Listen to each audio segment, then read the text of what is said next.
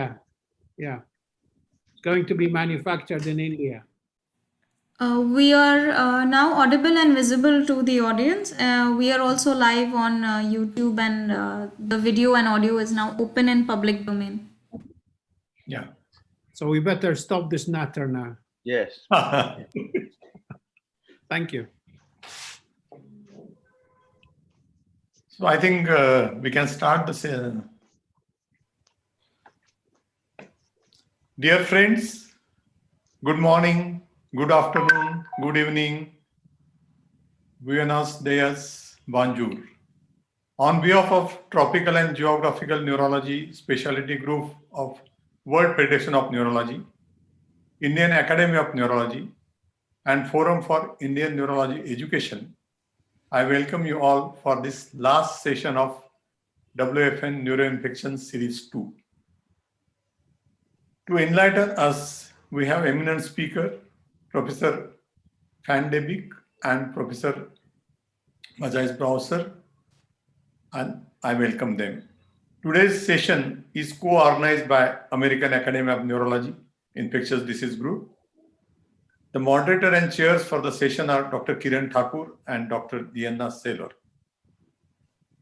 Dr. Kiran is Assistant Professor, Division of Critical Care and Hospitalist Neurology, Department of Neurology, Columbia University College of Physicians and Surgeons, New York. She has done Masters in Clinical Trial, London School of Tropical Medicine and Hygiene, Neuro-Infectious Disease and Neuroimmunology Postdoctoral Fellow from Johns Hopkins Hospital. She partners Neurology Residency Program, Brigham and Women's Hospital, Mass General Hospital, Harvard Medical School. She is a steering committee member, Columbia College of Physicians and Surgeons, programs in global health. She is member, Neurology Clinical Competency Committee, Neurology Residency Program. She is member of WHO COVID-19 Clinical Network Knowledge Exchange, Coronavirus Task Force, Department of Neurology, Columbia University, Irving Medical Center. And she has a long list of publications and research projects. Welcome, Dr. Kiran. Other chair and moderator is Dr. Diana Saylor. She is a neuro-infectious disease specialist with a focus on neurological complications of HIV. She is Assistant Professor of Neurology at Johns Hopkins University School of Medicine, but she is currently based full-time in Zambia, where she is Director of the first and only postgraduate neurology training program in Zambia at the University of Zambia School of Medicine. She is Director of only inpatient neurology service in Zambia at the University Teaching Hospital, and she is honorary consultant at the University Teaching Hospital. Welcome, Dr. Diana Saylor. I also welcome case presenters, Dr. Fifi Diodo from Ghana and Dr. Lauren Chishimba from Zambia. In the room, we have Professor Raj Shakir, past president of WFN, Dr. Agustina Charve-Feli, president-elect of African Academy of Neurology, Professor Steve Lewis, WFN trustee, Professor Hadi Manji,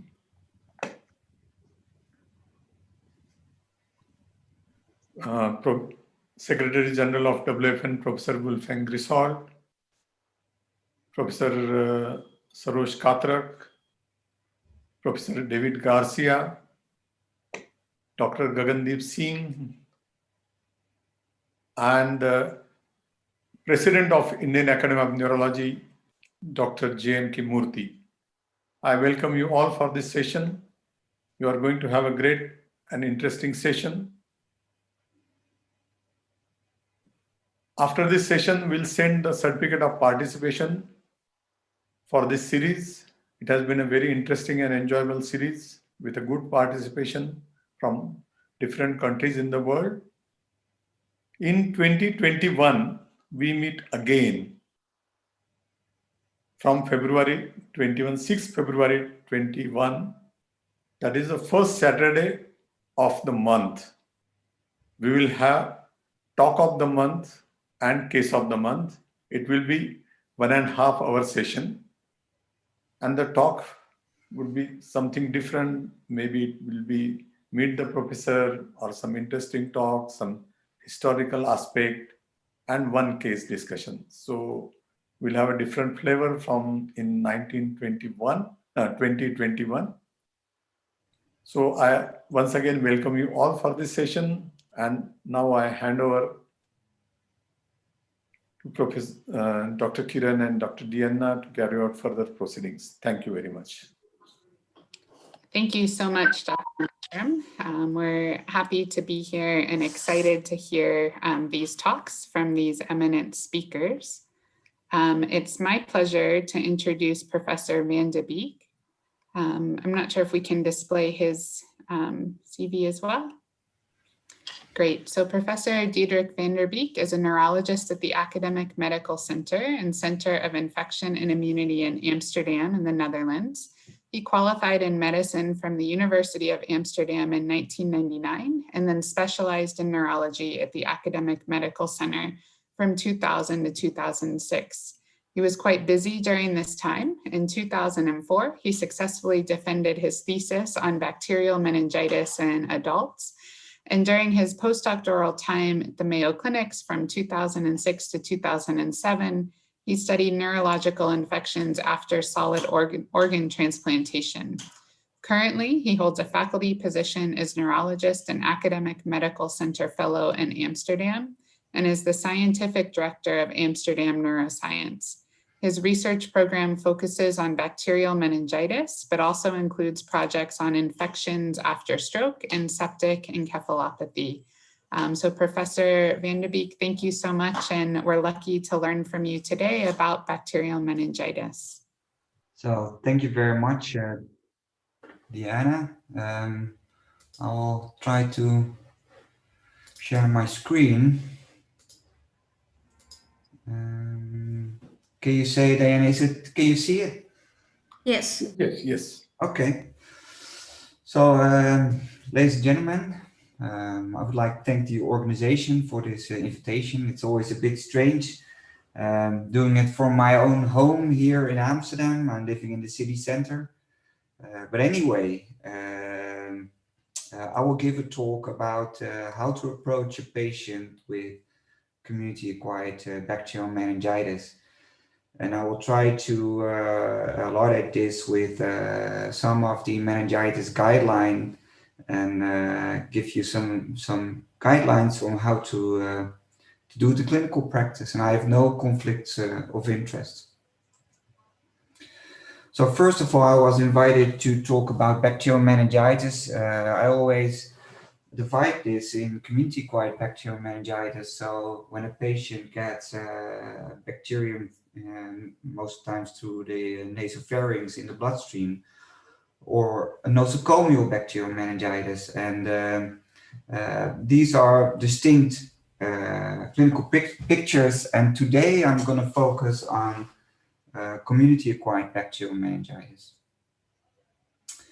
I will use a guideline, the European guideline that Matthijs and I wrote with lots of other people in Europe.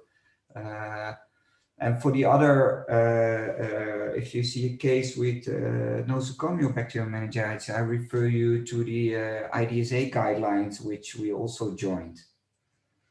There are many guidelines around. All countries have their own guidelines. So there might be some differences, but I will focus on the European guidelines. I will start off with the patients. This is the hospital.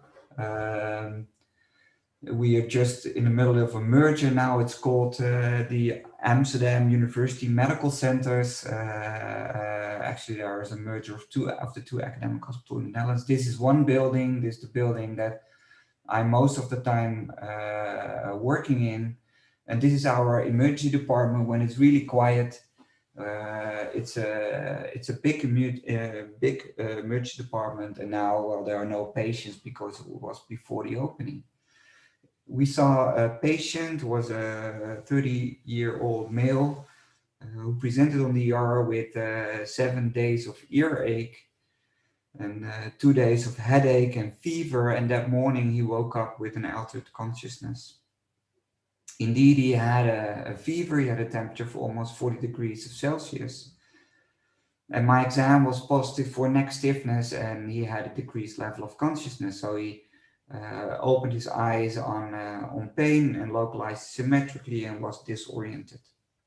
If you see such a patient, you immediately must think of a central nervous system infection. And also, of course, one of these infections is bacterial meningitis, and you should act quickly. However, you should have some background about the local epidemiology. So, for example, in Europe, it's an uncommon disease, but the disease strikes about 22,000 patients a year. Most of the bacteria causing the disease give an asymptomatic colonization of the nasopharynx. For example, for the pneumococcus, which is the most common causative pathogen, about 1/3 of patients is colonized.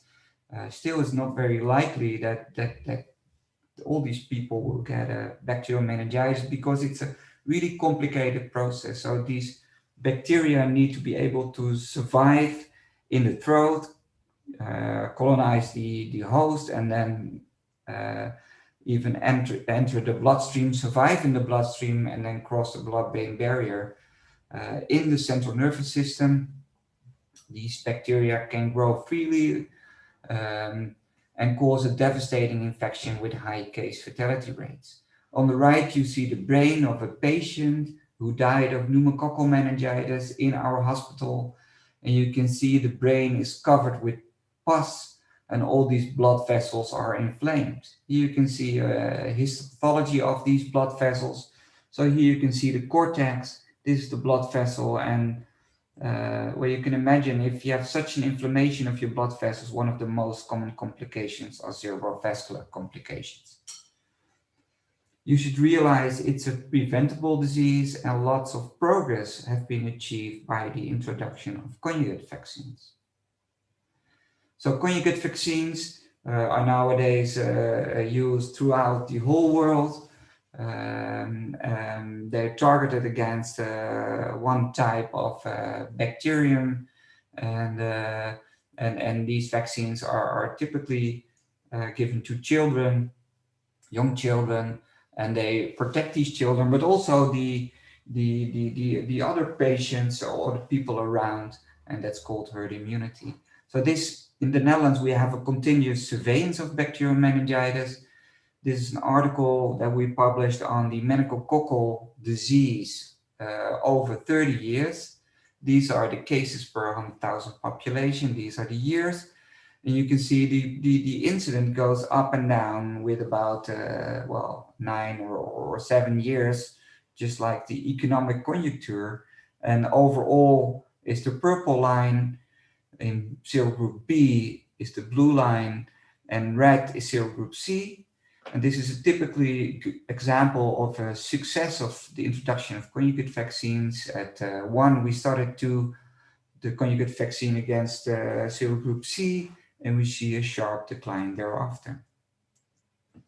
So overall, these are data derived from the CDC from 3 states in the US. In total, about 15 million population.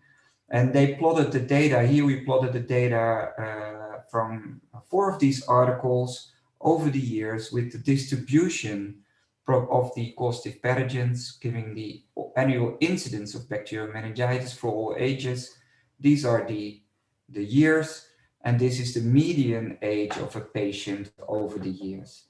And you can see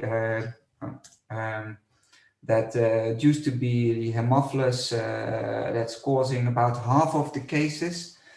And after vaccination against the Haemophilus, that virtually was eliminated. In blue, you can see the pneumococcal cases.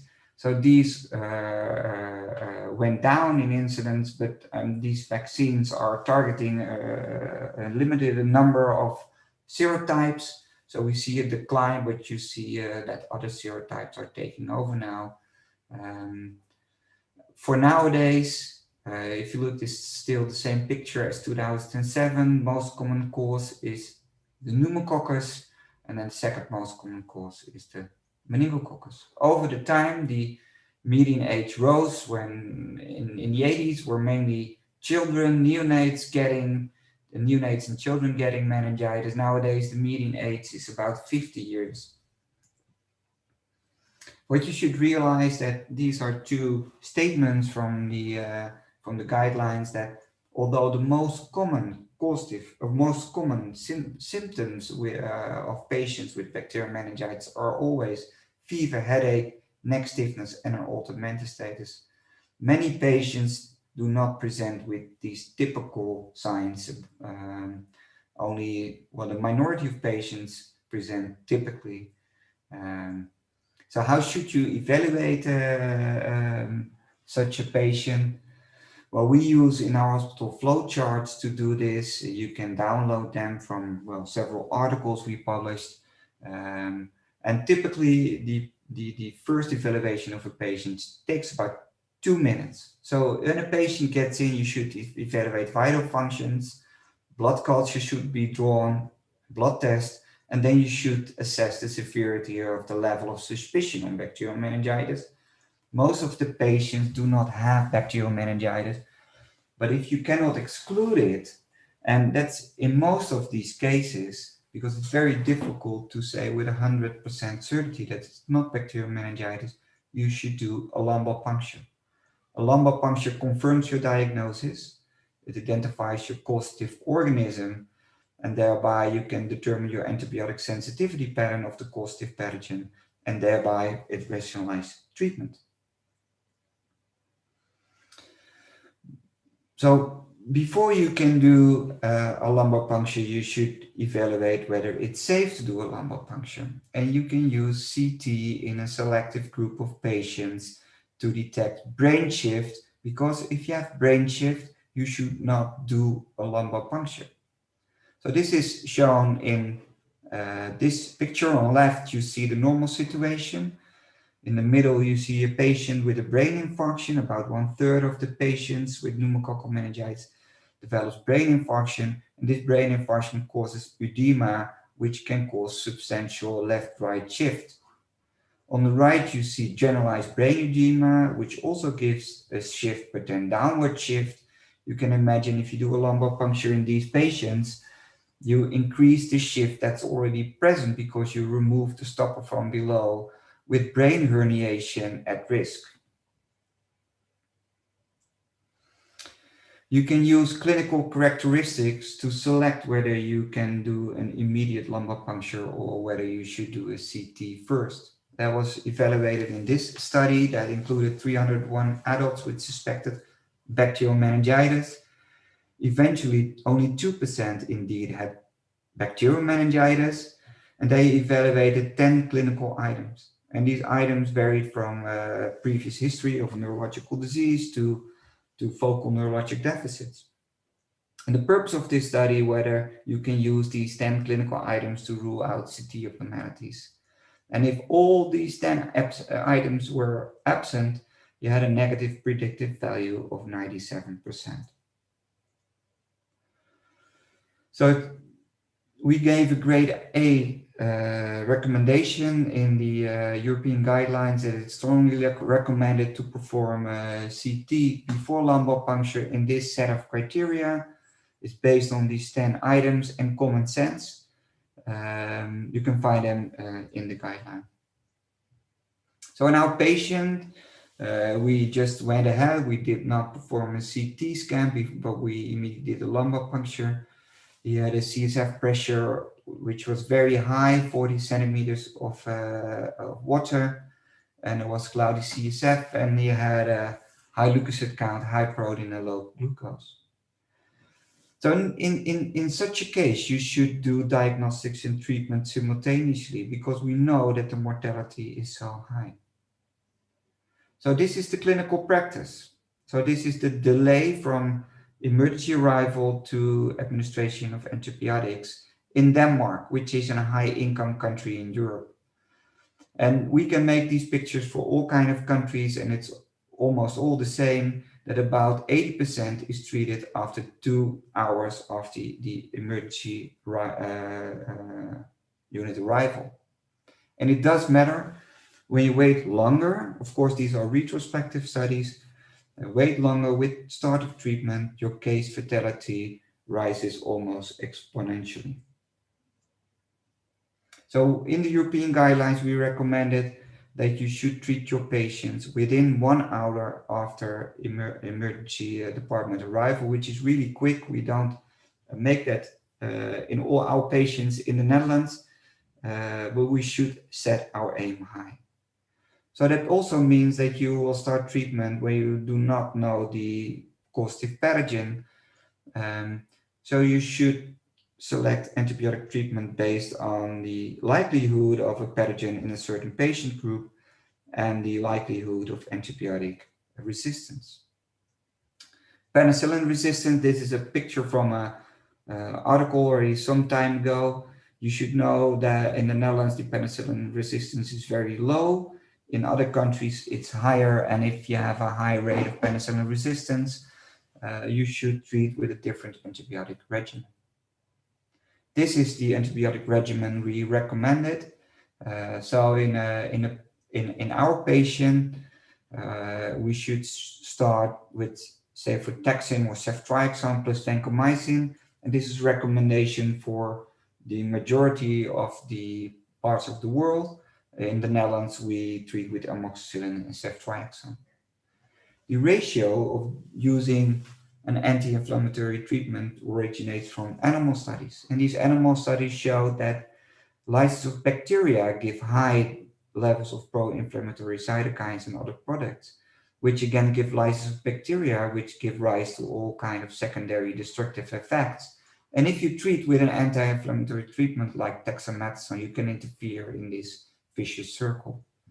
Also, already a long time ago, we did a randomized controlled trial in adults, and we compared dexamethasone 4 days versus placebo, and we started dexamethasone early.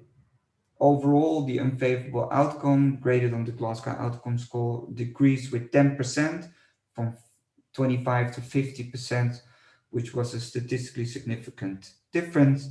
And the main effect we saw was in the pneumococcal subgroup, which is also the most severe ill patients. After publication of our trial, 4 other trials were done, all with neutral results. We performed a Cochrane review in which we showed that overall in high-income countries, dexamethasone reduced hearing loss, neurological sequelae, and in adults death. There are several implementation studies have been done, all showing that dexamethasone nowadays is given in high-income countries, and that it's associated with a decrease of unfavorable outcome and death on nationwide levels. So of course, that's a dilemma. If you get a patient in and antibiotics already have been started, we gave these antibiotic, the dexamethasone early. So there's no good clinical data. There are experimental studies showing that you can still give dexamethasone up 4 hours after the first day's administration of antibiotics. We did an individual patient data meta-analysis with all the trials on dexamethasone in bacterial meningitis. Overall, we saw an effect on the hearing loss, and it was irrespective of the timing of dexamethasone. So that made us decide that you can give it within 4 hours after the first dose of antibiotics. So how ended the patient? Well, we treat him with antibiotics and dexamethasone. He first made an excellent recovery, but on day 11, he was just being discharged from the hospital. He developed a sudden headache and went into coma. We did a CAT scan showing no abnormalities. We started treatment with ceftriaxone, and we did an MRI, and we saw extensive brain infarction in both thalami and the brainstem. After 21 days, we stopped care, and we went over to palliative care. We did an autopsy. The patient died, of course, and showing a new thing that was massive coagulation in the posterior circulation.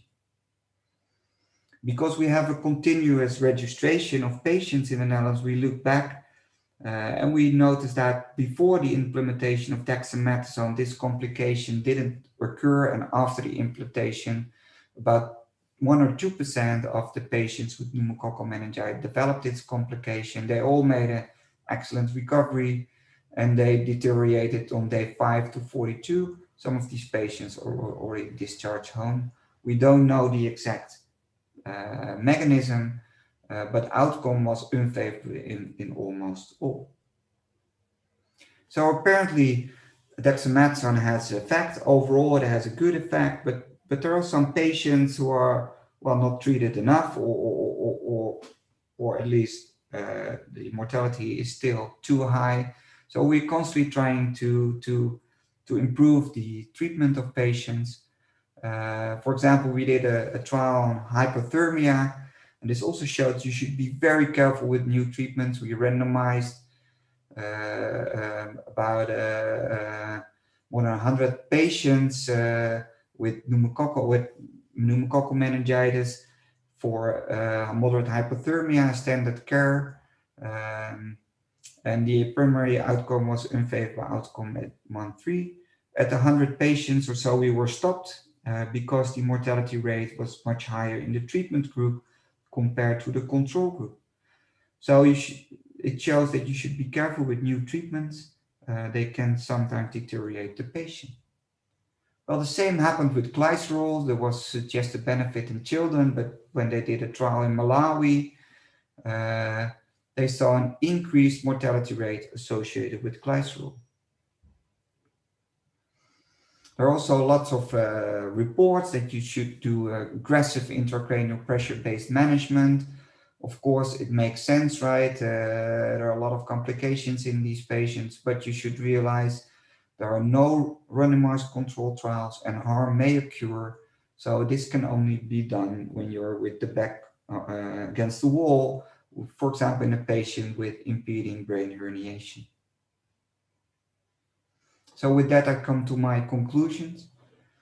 I think it's very important that you should realize that you start treatment early. So we set the goal: treatment, antibiotic treatment, and dexamethasone, if it's indicated, within 1 hour after emergency arrival. In all patients, dexamethasone should be started with first dose of antibiotics if you're in middle or high income countries. A lumbar puncture confirms the diagnosis and is the cornerstone of your rationalizing your treatment. And cranial CT should be done, but only in selected patients. And if you send a patient to the CT scanner, antibiotics should be started because of expected delays. So this was my talk. We do lots of research on bacterial meningitis in the Netherlands, and we have a group of about 30 patients. You should realize that we use public data. We can do this research with public money. So if you want to do a research project, you can just ask for data. We are willing to share data with everybody. You can do your own project with it. Just drop me an email, and that would be great. Thank you. Thank you so much, Professor Van de Beek. It's really wonderful to hear all your expertise and knowledge around this subject. We have time for 1 or 2 questions from the panel, if anybody has them for Professor Van de Beek. Could I ask the question? Thank you for the excellent talk. What is the mechanism of the stroke in these patients? Is it a vasculopathy or is it a thrombophilia? In general, you mean, or in these patients with delayed cerebral thrombosis, right? Yes, so, in the delayed cerebral thrombosis. Yeah. So we don't know. Well, what we see is a massive coagulation in the vessel. So it's not a vasculitis. So what we know that several things, of course, that we've not seen this complication prior dexamethasone. administration, but we've seen it on day one, right? Not delayed cerebral thrombosis, but now when we treat patient with dexamethasone, it may be just a matter of delaying this complication. So it might be that these patients still have an immunological mechanism of stroke. And nowadays we also do a lot of COVID research. And of course in COVID we see this coagulation activation as well. And we do also complement inhibition in patients with COVID. And that's because we already were working on complement in bacterial meningitis. And we know from these patients with delayed cerebral thrombosis, they have a very high baseline C5a level, so a very high complement activation when they come in the hospital. So it might well be that there is like an immunological thing going on comparable to COVID, which is triggering the complement system and TMA, for example, or something like that. But it's really restricted to the brain area, which again, well, it would be a bit strange, but we don't know. That's the honest answer. Thank you very much. Can I ask you a question? Yes. Okay. Thank you. Dr. Griswold, you first. Yes, thank you. Just a short question. In comparison to chronic meningitis, is there a preponderance for certain cranial nerves in bacterial infections? Yeah. I mean, and the second question was hydrocephalus. I mean, how big is the chance of hydrocephalus developing after a bacterial meningitis? Thank you. Yeah, so the first question is hearing loss occurs very often in patients with bacterial meningitis. So that's the preferred cranial nerve, although you can argue whether it's a cranial nerve or more the cochlea that's inflamed. But hearing loss is the most common cranial nerve palsy in bacterial meningitis. And your second question about hydrocephalus. So hydrocephalus is an uncommon complication, but it still occurs in like 4% of the patients. And in most of the cases, we think it's more like a sign that it's not going very well with the patient. So of course, if we have a patient with hydrocephalus, we do either repeated lumbar puncture, if that's possible, where there's a communicative hydrocephalus, or we give them an external ventricular CSF catheter. But if you do that, still you see almost all patients who are treated for hydrocephalus have an unfavorable outcome or die. And so the thought that you can solve hydrocephalus in bacterial meningitis, I mean, you should try it if you see hydrocephalus with clinical picture, but it's very difficult. Thank you. Okay, lovely talk. In our practice, and I'm sure you also mentioned that some of your patients are delayed in presentation.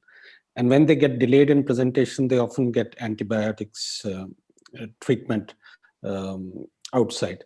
So these are probably partially treated pyogenic meningitis cases. So the question is, does your approach vary because of this? What is exactly your approach? And the other question I have is, now that there are these 5 dexamethasone trials on sequelae, is there any effect on long-term sequelae? You know, for instance, seizures and epilepsy after bacterial meningitis? Yeah. So our approach but of course we live in a tiny country, right? So we have 16 million inhabitants. We have 100 hospitals, and all the patients are within 20 minutes within a hospital, which is difficult to imagine in many other countries. And so we if a patient gets oral antibiotics, that doesn't count for us unless it has a good penetration in the CSF. But if a patient is treated with IV antibiotics and then 4 hours or longer, we do not administer dexamethasone. Of course, I don't know exactly how the situation in your country is. And you can also argue that the effect of dexamethasone is so extensive. I mean, you have an odds ratio of 0.5, and the side effects are so minor that you should have a low threshold giving it. But still, you should have a timeline somewhere. So that's why we set it on 4 hours. But I must admit, I also have treated patients with 6 hours antibiotics with dexamethasone. But I mean, it's a different, you can always not follow guidelines if you have a motivation for that. But for the guidelines, you should stick to the evidence. So that's the first, the second question was about the effect of dexamethasone on long-term sequelae. Oh, yeah. Meningitis. So none of these studies, except for our study, we examined the long-term outcome. So what we did neuropsychological evaluation of patients who were treated in our trial. And because why you could say, well, neuropsychological, that's about 1/3 of the patients has a cognitive impairment. And if you give steroids, the thought was then you can induce cognitive impairment. So we examined these patients a long time after treatment, and we saw no differences, no statistical differences between overall between dexamethasone and non-dexamethasone treated patient. However, in the pneumococcal subgroup, we saw the patients treated with dexamethasone had a more favorable cognitive profile. So cognitive impairment was less frequently present in dexamethasone treated patients. But I mean, these are long-term outcomes. There were also a lot of dropouts in, so you should, well, the main conclusion is that it does not impair cognitive outcome. Thank you. Thank you. And about Thank you so you asked much. about epilepsy, which is not so common. We did not evaluate that. Thanks so much for all these questions. I think they bring up a lot of further research that that's really needed in the field and highlight some of the important work you've done. So we're going to move on. We'll have time at the end of the next talk to ask some further questions to both our speakers. If we could pull up the slides for the introduction. So before I begin, I want to just take a moment to thank the organizers of this incredible series, the World Federation of Neurology and the India Academy of Neurology Forum and India Neurological Education Group. It's been incredible to listen to, and I think will have really long-lasting impact in terms of knowledge for our trainees, young neurologists, as well as evaluating kind of our current level of knowledge within the field. So thanks to all. It's been really amazing. So it's my distinct pleasure to introduce Professor Matthias Brouwer, a neurologist also at the Academy of Medical Center in Amsterdam. Dr. Brouwer is an international expert in neuroinfectious diseases and especially brain abscesses and bacterial meningitis. He's published over 250 articles in peer-reviewed journals, including the New England Journal of Medicine and Lancet, many of whom are with his colleague, Professor Van de Beek. During his PhD, Professor Brouwer studied host genetic factors influencing bacterial meningitis, and over the last 2 decades has performed really seminal work around studies shaping our clinical practice, including those around adjunctive steroids in bacterial meningitis, scoring systems as predictors of outcome in adults with bacterial meningitis, and many, many more. Given such expertise, I think we're just incredibly excited to hear him speak today on bacterial meningitis. Thank you so much. Thank you very much, Kiran.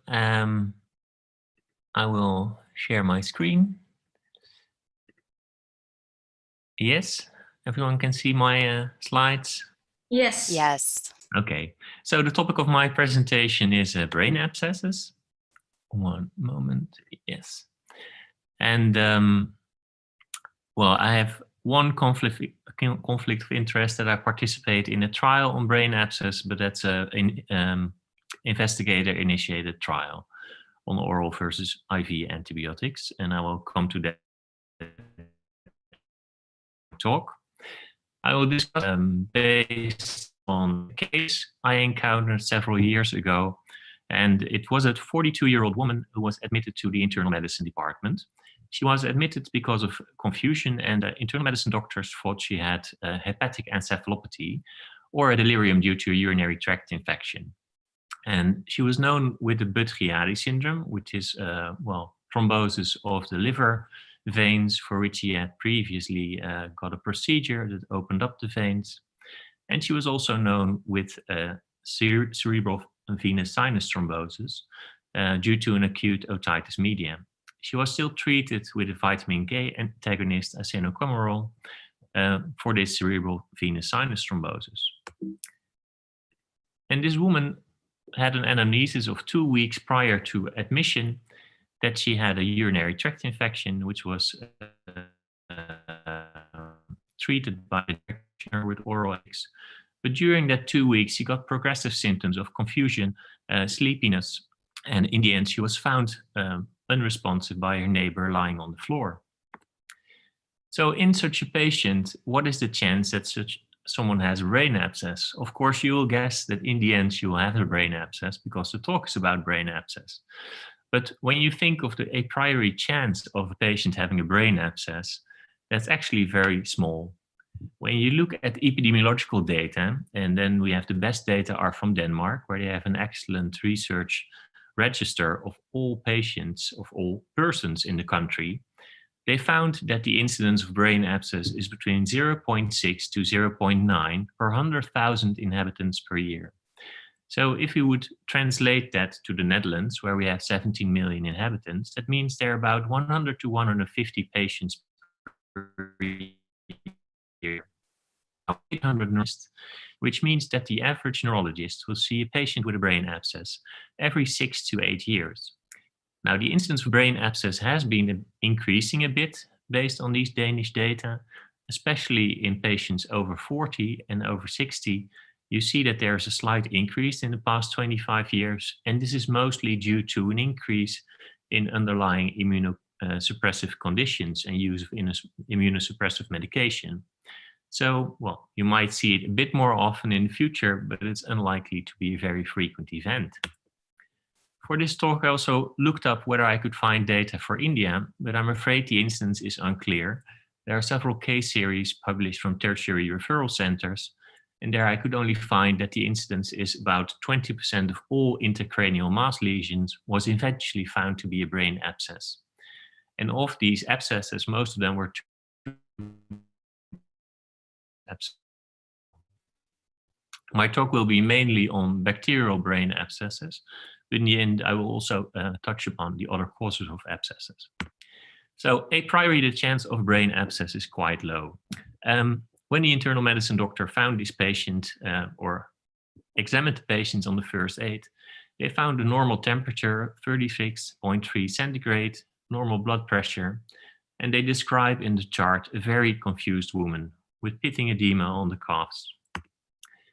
They did laboratory examination and found a slightly elevated C-reactive protein, an erythrocyte sedimentation rate of 20, and leukocyte count was normal with a slightly elevated ammonia level. So the working diagnosis was, in fact, at that time, a hepatic encephalopathy due to Bacterial syndrome.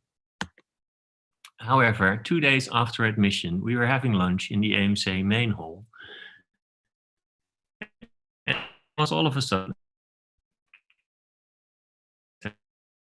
without her clothes. We found on the wristband that she belonged to the internal medicine ward and brought her back. And there, the internal medicine doctor asked us to do a neurology consultation. When we found her back in her bed, she opened her eyes when spoken to, performed simple tasks, and spoke some words, which was incoherent. There was no aphasia. She had no cranial nerve palsies, normal strength in arms and legs, and very brisk reflexes and subclonus on both ankles, but solar reflexes were plantar. Coordination and sensory examination were not possible. So the question is such a neurological examination and this story consistent with a brain abscess? To see what the most common symptoms in brain abscess patients were, we performed a meta-analysis of all studies that reported more than 10 patients. And we did a meta-analysis, and in the end, we had about 10,000 patients, which was published in Neurology in 2014. In this meta-analysis, we found that 70% of patients with a brain abscess have headache, but only half of them have fever. Altered mental status is found in 43%, neurological deficits in 48%, seizures in 1 out of 4. And there's also a classic triad of brain abscess, which consists of headache, fever, and neurological deficits. But that's only found in 1 out of 5 patients. And when we look at this case, she had no headache, no fever, she did have an altered mental status, no neurological deficits, and no seizures, and definitely not the classic triad. So the conclusion is that a clinical diagnosis for brain abscess is very difficult.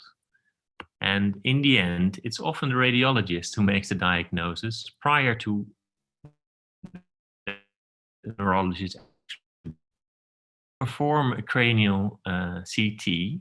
Because she was using the vitamin K antagonist, we thought she might have an intracranial or subdural hematoma. Then we noticed this on the CT. We see a large hypodense lesion in the right frontal lobe.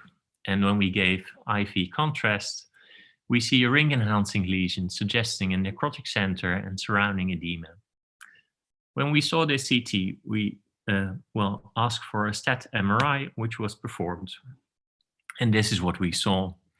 We saw a large lesion on the T2 enhanced images with surrounding edema, with ring enhancement, and on the diffusion weight imaging, it was hyper intense, and on the apparent diffusion coefficient imaging, it was of mixed intensity. At that time, we concluded brain abscess. The value of imaging of brain abscess is that on the CT, you can actually see a space-occupying lesion that is suggestive of a brain abscess, but it doesn't sufficiently discriminate with other space-occupying lesions like malignancy. You can find a perifocal edema and ring-shaped enhancement, but that's, like I said, not differentiating with a tumor. On a cranial MRI, that actually has excellent diagnostic characteristics with a high sensitivity and specificity to discriminate a brain abscess from a tumor. On the diffusion weight imaging, you can see a hyperintense lesion, which is image C, and on the apparent diffusion coefficient, you can find a hypointense lesion. So my last image was actually not the best example because it was of mixed intensities, but this is the typical picture. We advise when you have done a CT and you have a suspicion of a brain abscess to be quick with performing the MRI within 24 hours to make sure you have the diagnosis right. So when we did the meta-analysis, we looked at where the brain abscess actually were, and it kind of holds the distribution of the sizes of the lobes. So the frontal lobe is of course the biggest, and 31% of the brain abscess are there. Temporal lobe, there's 27% of the brain abscesses, which is maybe a bit over-representation because a lot of brain abscess come from the ear, and it primarily affects the temporal lobe. Parietal and occipital lobes, 20 and 6%, and 1 out of 8 brain abscesses is in the cerebellum or the brainstem. 1 out of 5 has multiple brain abscesses, and that's of course a reason to think of hematogenic spread of bacteria. So the imaging is really the key to making the diagnosis, but what diagnostic? Blood, 28% of the patients, and of course that's not a very high yield, but because blood culture is not very invasive, I would advise to always do that, because if you find a pathogen, that's always what you want. Other parameters in the blood, like the C-reactive protein and the leukocyte count, you have to realize that they can be normal. Actually in a high percentage of patients, the CRP and leukocytes are normal. More than 40% of the patients don't have elevated inflammation markers in their blood. When you look at the CSF, it's often abnormal, but you can only find the positive culture in 1 out of 4 patients. And actually a lumbar puncture is rarely indicated because, well, there's a severe risk of secondary deterioration after the lumbar puncture. There was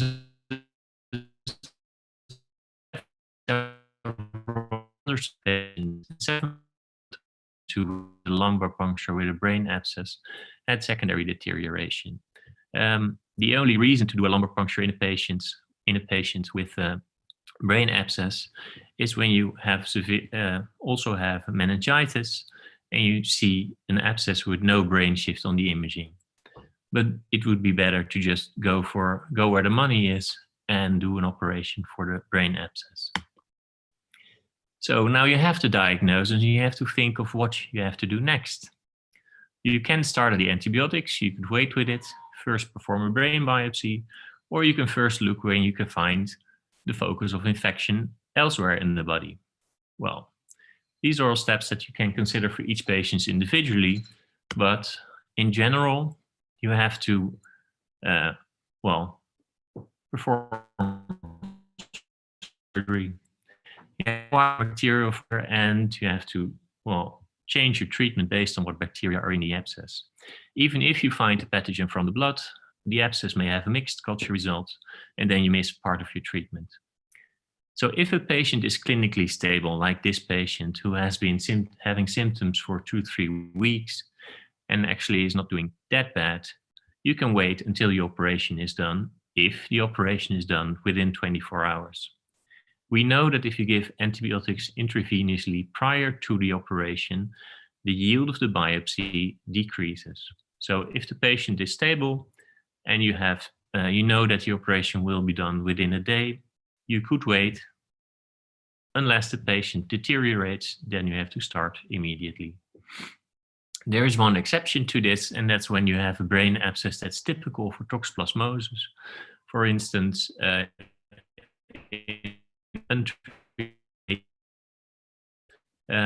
if the image of toxoplasmosis is quite typical, you can just treat for that and not do biopsy and wait for a clinical recovery.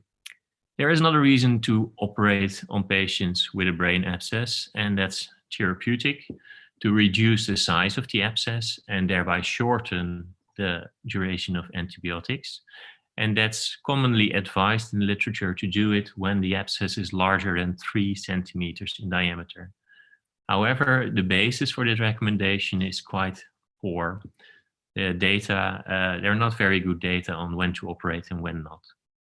It also depends on where the abscess is located, whether you want to operate it or not.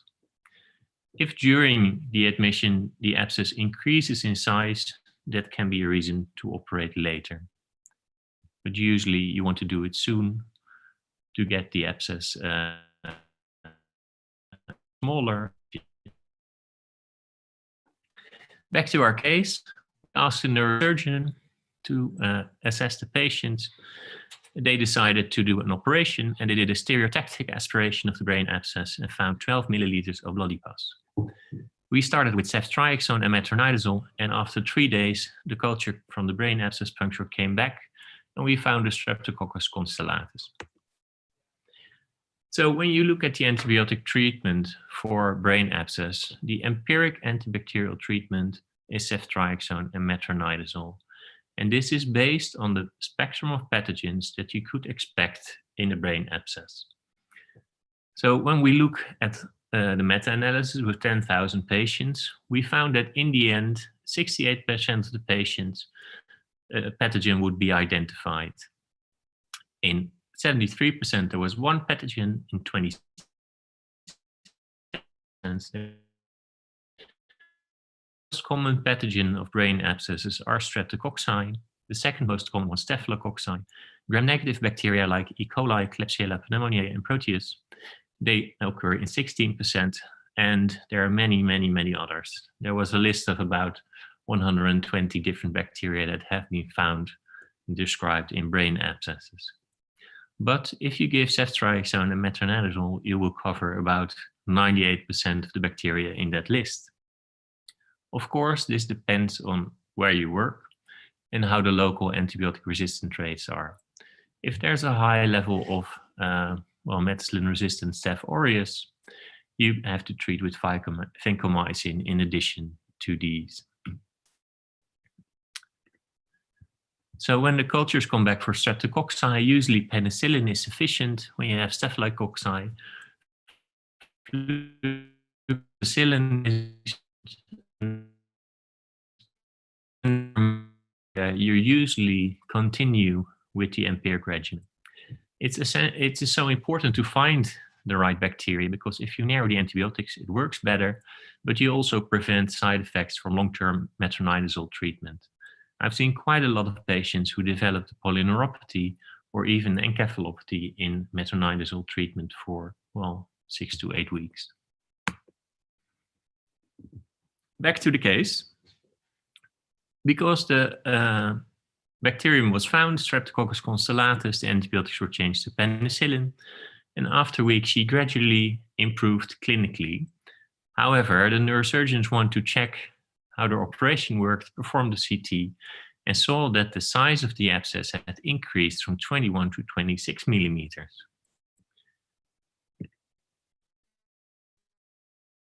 So, correct? Should we operate again? That can be difficult decisions.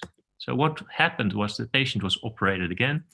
They withdrew again 10 milliliters of pus, and they changed the antibiotics back to ceftriaxone and metronidazole. However, looking back at the case, I thought, well, that wasn't actually, it may have not been necessary, because the radiological imaging can lag behind the clinical condition. If the patient improves, even if you see a dramatic increase in brain abscess on the scan, it could be justified to wait. And based on the pathogen, the Streptococcus constellatus, you know it's not very likely that it will be a polymicrobial abscess, and that the directed treatment with penicillin would be, well, fine. So I thought, after looking back on this case, that wait.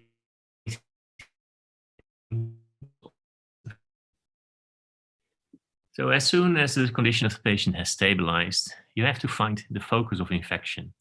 There is a different infection or cause in 80% of the patients with a brain abscess. It can be post-operative, it can be post-traumatic, which are often, which are really clear causes. You don't need to look for that. You know whether the patient is operated or had a trauma. But for a large proportion of patients, you have to look for a focus. And it can be in the ear, nose, and throat region, like otitis, mastoiditis, that may require surgery. Sinusitis may require surgery. Patients can have a dental focus in 5% of the patients. And another cause, especially in multiple brain abscess, could be hematogenous spread of the bacteria from a pulmonary focus or from a cardiogenic focus. So searching for this result.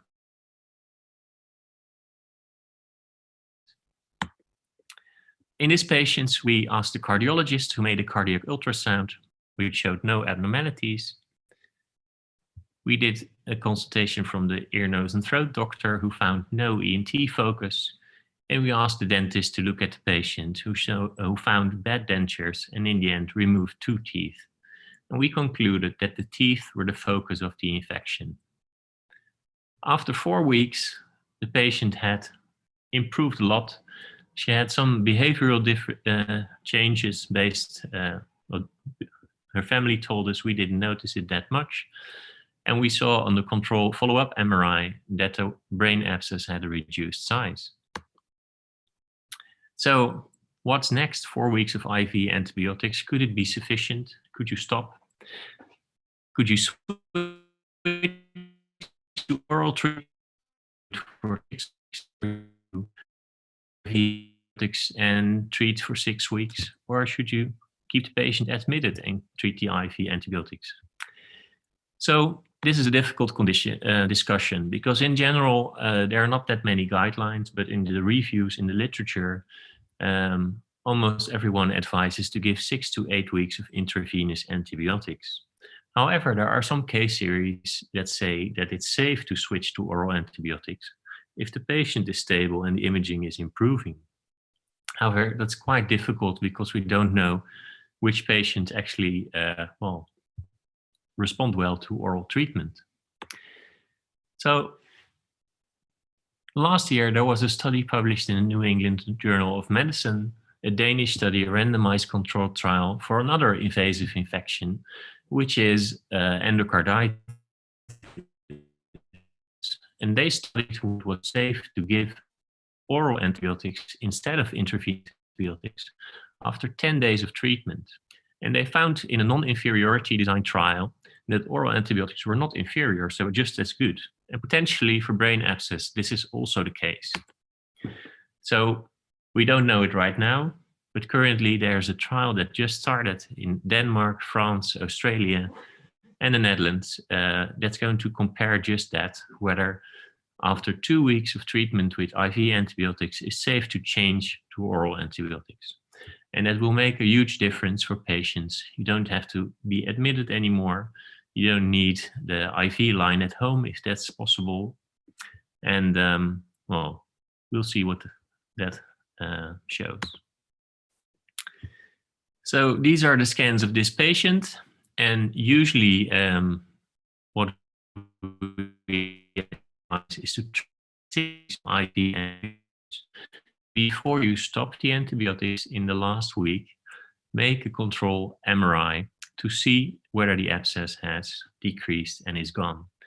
When the abscess cavity is still present, like here in week 4, I would advise to continue the treatment for 2 or 3 weeks and then make a new MRI. If it's like this in week 7, where there's no cavity of the abscess and you see some enhancement, in this situation, I would feel comfortable to stop with the antibiotic treatment.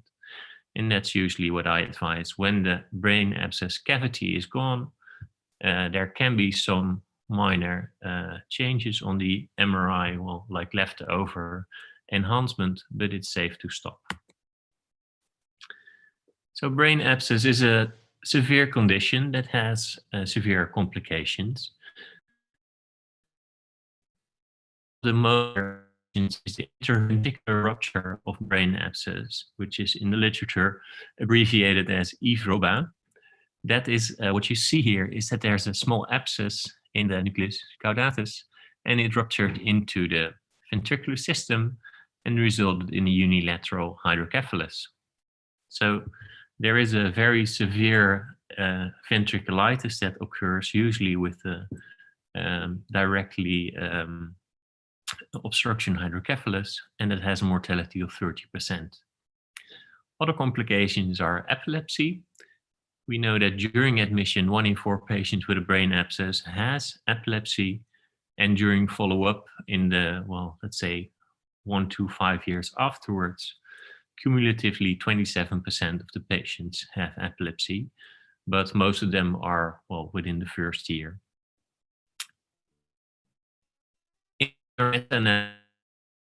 Of all published studies, and well, draw a line through all these studies, and what you see is that there's a large spread in mortality depending on, well, who published it, from which country, and how the standard of care was. And then you see that the mortality has been about 40%, and over the years it decreased to about 15%. And the complete recovery was described in 70% at the end of, well, what we the period that we studied. So to finish up, I want to show you some images of other causes of brain abscess than bacterial brain abscess, which is cerebral toxoplasmosis. And this is found typically in patients with untreated HIV with a low CD4 count.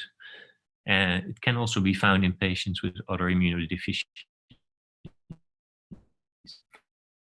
For cerebral toxoplasmosis is that you see round lesions with a hyperdense or hyperintense lesion in the middle, which is also called a target sign. In such a patient, if you do toxoplasma serology and it's positive, and you have a positive HIV test, there's no need to do a brain biopsy. You can just treat the toxoplasmosis and follow up on the patients.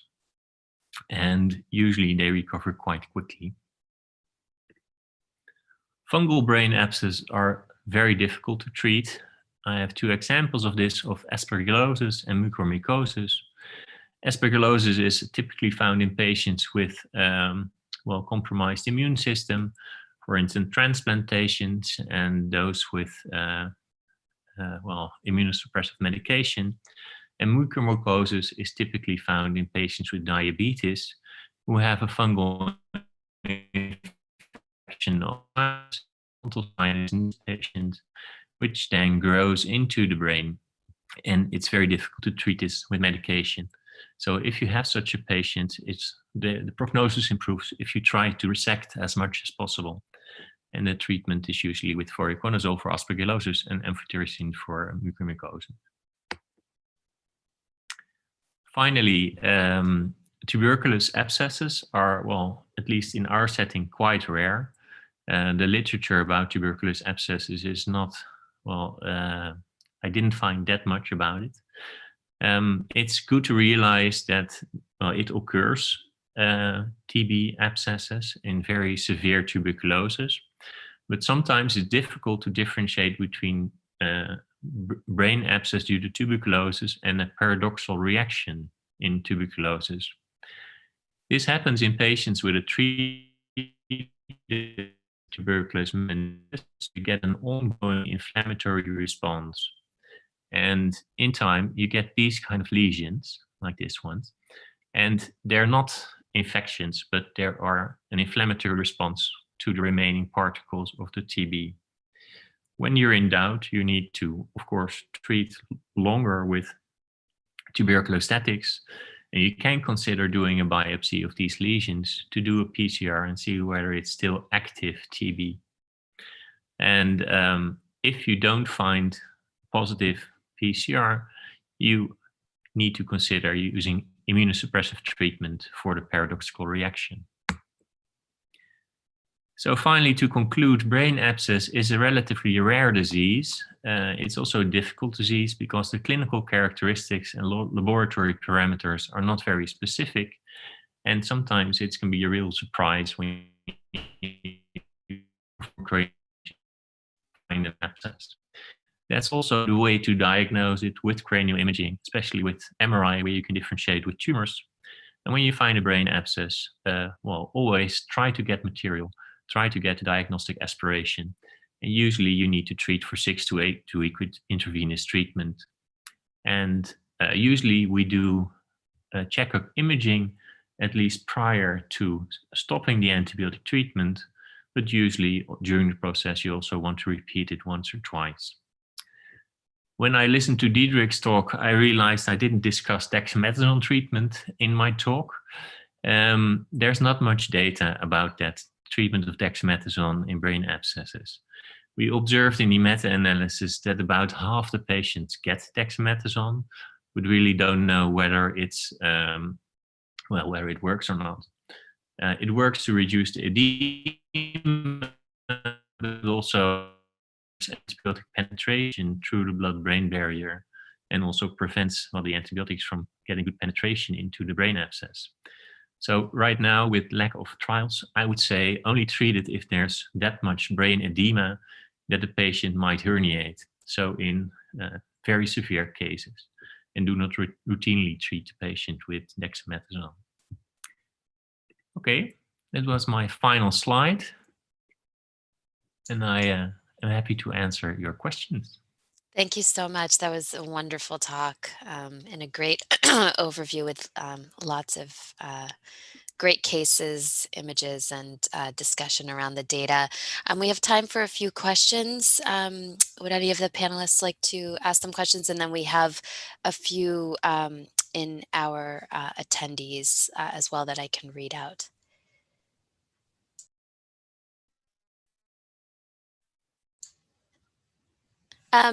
So maybe we can start with this question, which is on how you would approach treatment for resistant brain abscesses, completing 10 weeks of IV Rocephin and metronidazole. I think this is a case, they said the symptom is only seizure. Yeah, well, if there's really a multi-resistant bacterium, that could be a reason to resect the abscess if it's possible. Of course, it has to be in a region of the brain that you don't do too much damage with your operation. But in, well, rare cases, you could consider resection. And also, if you know that the pathogen is multi-resistant, then that would, for me, be an extra reason to maybe ask the neurosurgeon to do an additional aspiration to get as much as possible, and, well, treat with high-dose antibiotics and hope that it will. Great. And there was a question on whether you have any experience with coexistent brain tumors and brain abscesses. Well, of course, if a patient has been treated for a brain tumor and gets a secondary infection, then a brain abscess could co-occur.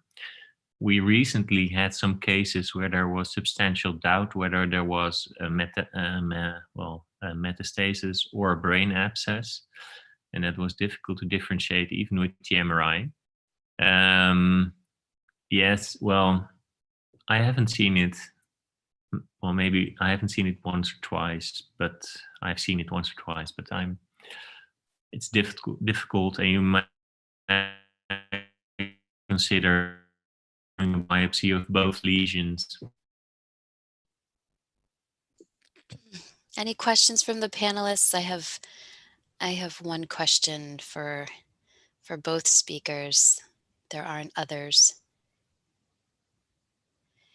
So my question is more, I guess, predicting the future and what ongoing work is happening in terms of what we see as kind of a deficit in terms of the vaccines that are occurring currently with COVID, and how much of a deficit in terms of vaccine uptake that you're aware of, and what you see in the future as, you know, potential pockets of outbreaks, especially in resource limited settings.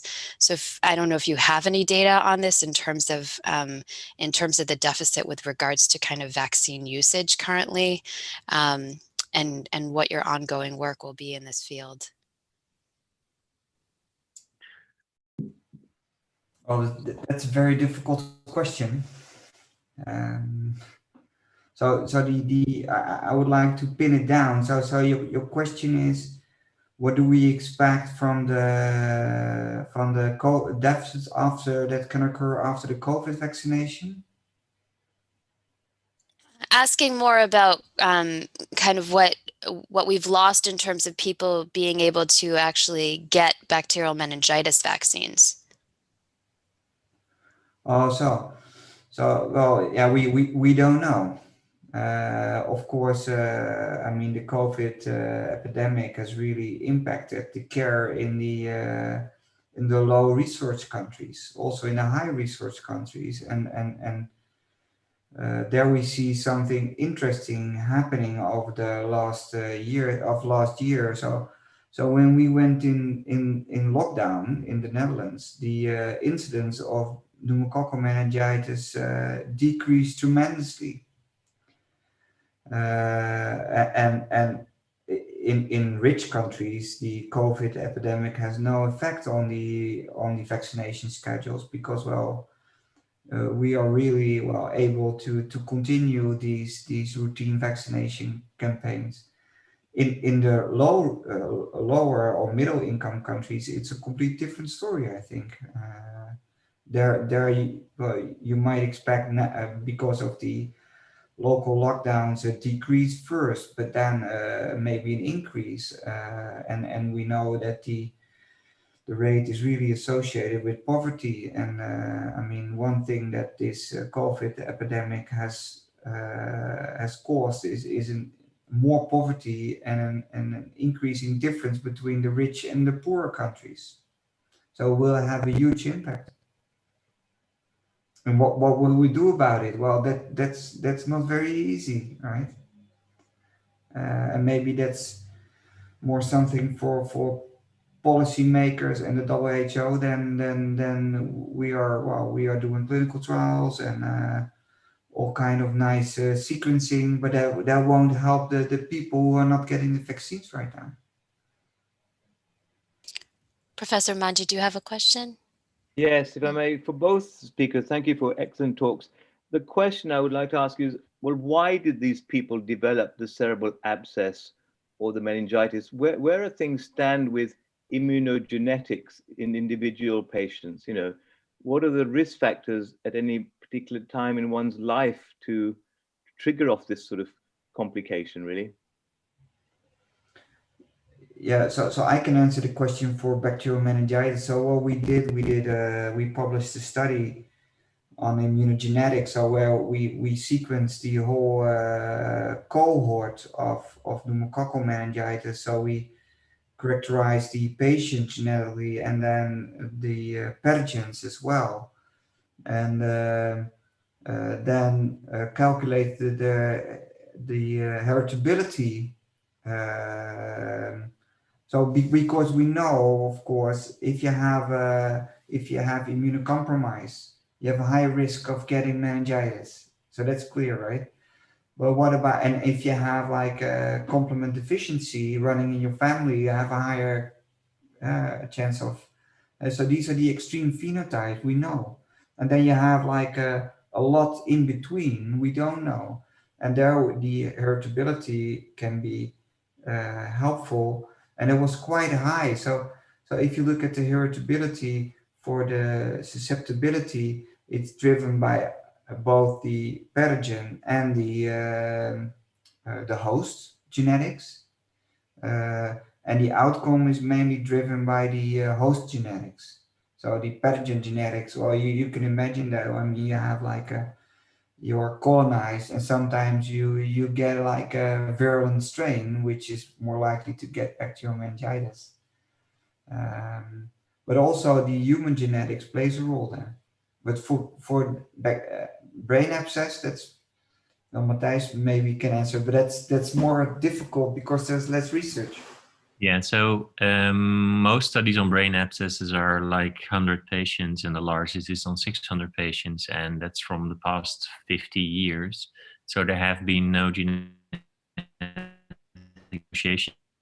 If you look at predisposing factors like trauma, neurosurgery, immunocompromise, that would explain, well, maybe 50 or 60% of brain abscess cases.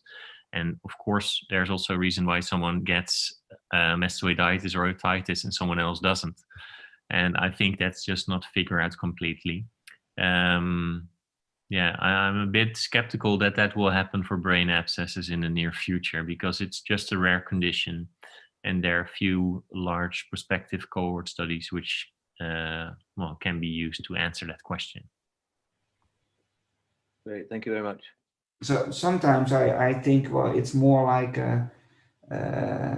impressive that the incidence is so low of brain abscess and bacterial meningitis. I mean, we get bacteria in the blood constantly, and still it's a very rare disease. Of course, depends where you live, but in our country, it's a very rare disease. So there must be something, right? That's easy said. Thanks. Professor Shakir? Yes, thank you very much, Kiran. Can I ask a question probably to our speakers and the panelists from India? In the Indian experience, large studies are possible, especially now with very coordinated service across the country. Is pericranial infection, ears, tooth, sinuses are a major cause of brain abscesses, and maybe the causation as described by Dr. Bauer may be different if you have 1,000 individuals in India. And my limited experience in the tropics, children are more affected. Maybe our Indian colleagues, maybe Professor Katrak is Sarosh on the line? If I may ask any of our Indian colleagues, is there a large study from India as the etiology? Because otitis media is so common in India, and I'm just wondering how many of them get treated, how many get mastoiditis, and how many get abscess, the same sinus disease and tooth disease. So that is a question that, and how many people with brain abscesses in India get a full cardiac assessment to make sure that's not coming from the heart, especially children with congenital heart disease, which may be completely different from Holland. Yeah, please go ahead, Sarosh. Yeah, more than congenital heart disease, rheumatic heart disease is a major source of cardioembolic pyogenic abscesses. And in my experience, I can't give you any statistical data, but I think chronic otitis media and bad sinusitis and infections on the upper lip can produce a lot of pyogenic meningitis as well as this, particularly in the elderly who are diabetic.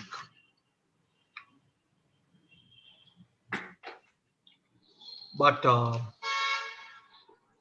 I had one very bad case in which we had to drain the otitis media pus from there and who had a very severe pyogenic meningitis. So this is a fairly common thing, but there has been no systematic study on an all India basis on this.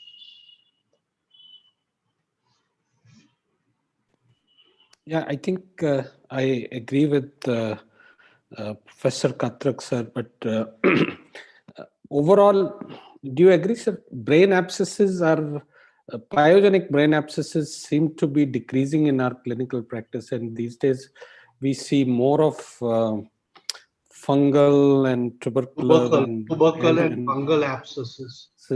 Much more than brain abscesses, as many as we would see, let's say about 20 years ago or so.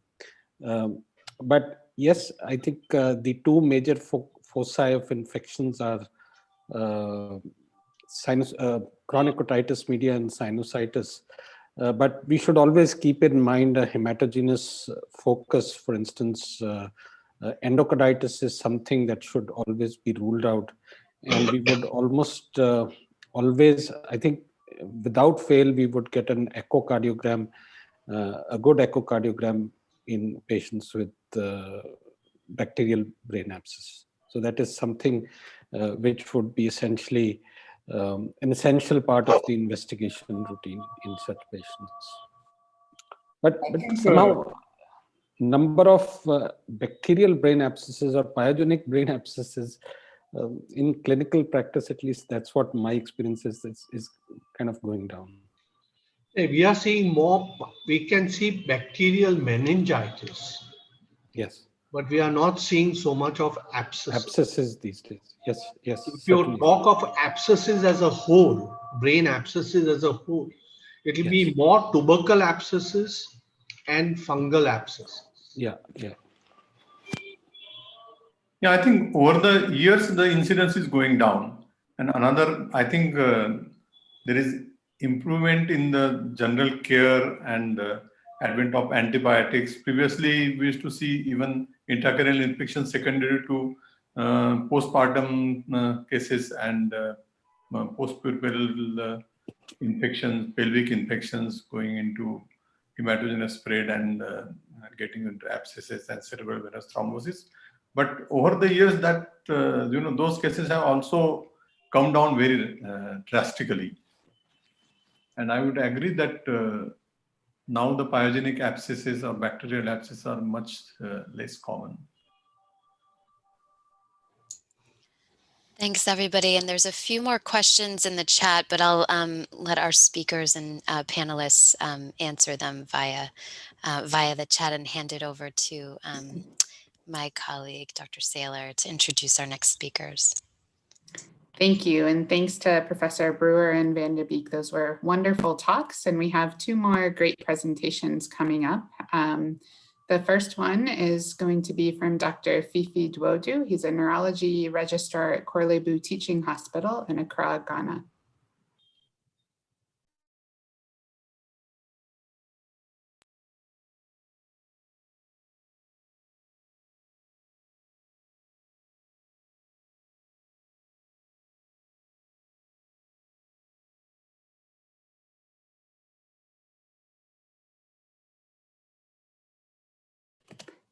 Fifi, you're still muted. Thank you. Good afternoon. Please, can you hear me now?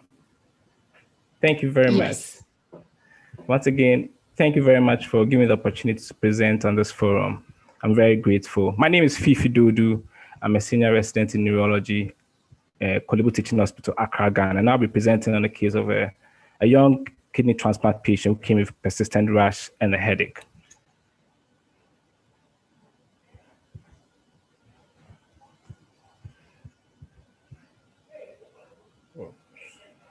Sorry, I think I'm having some few challenges.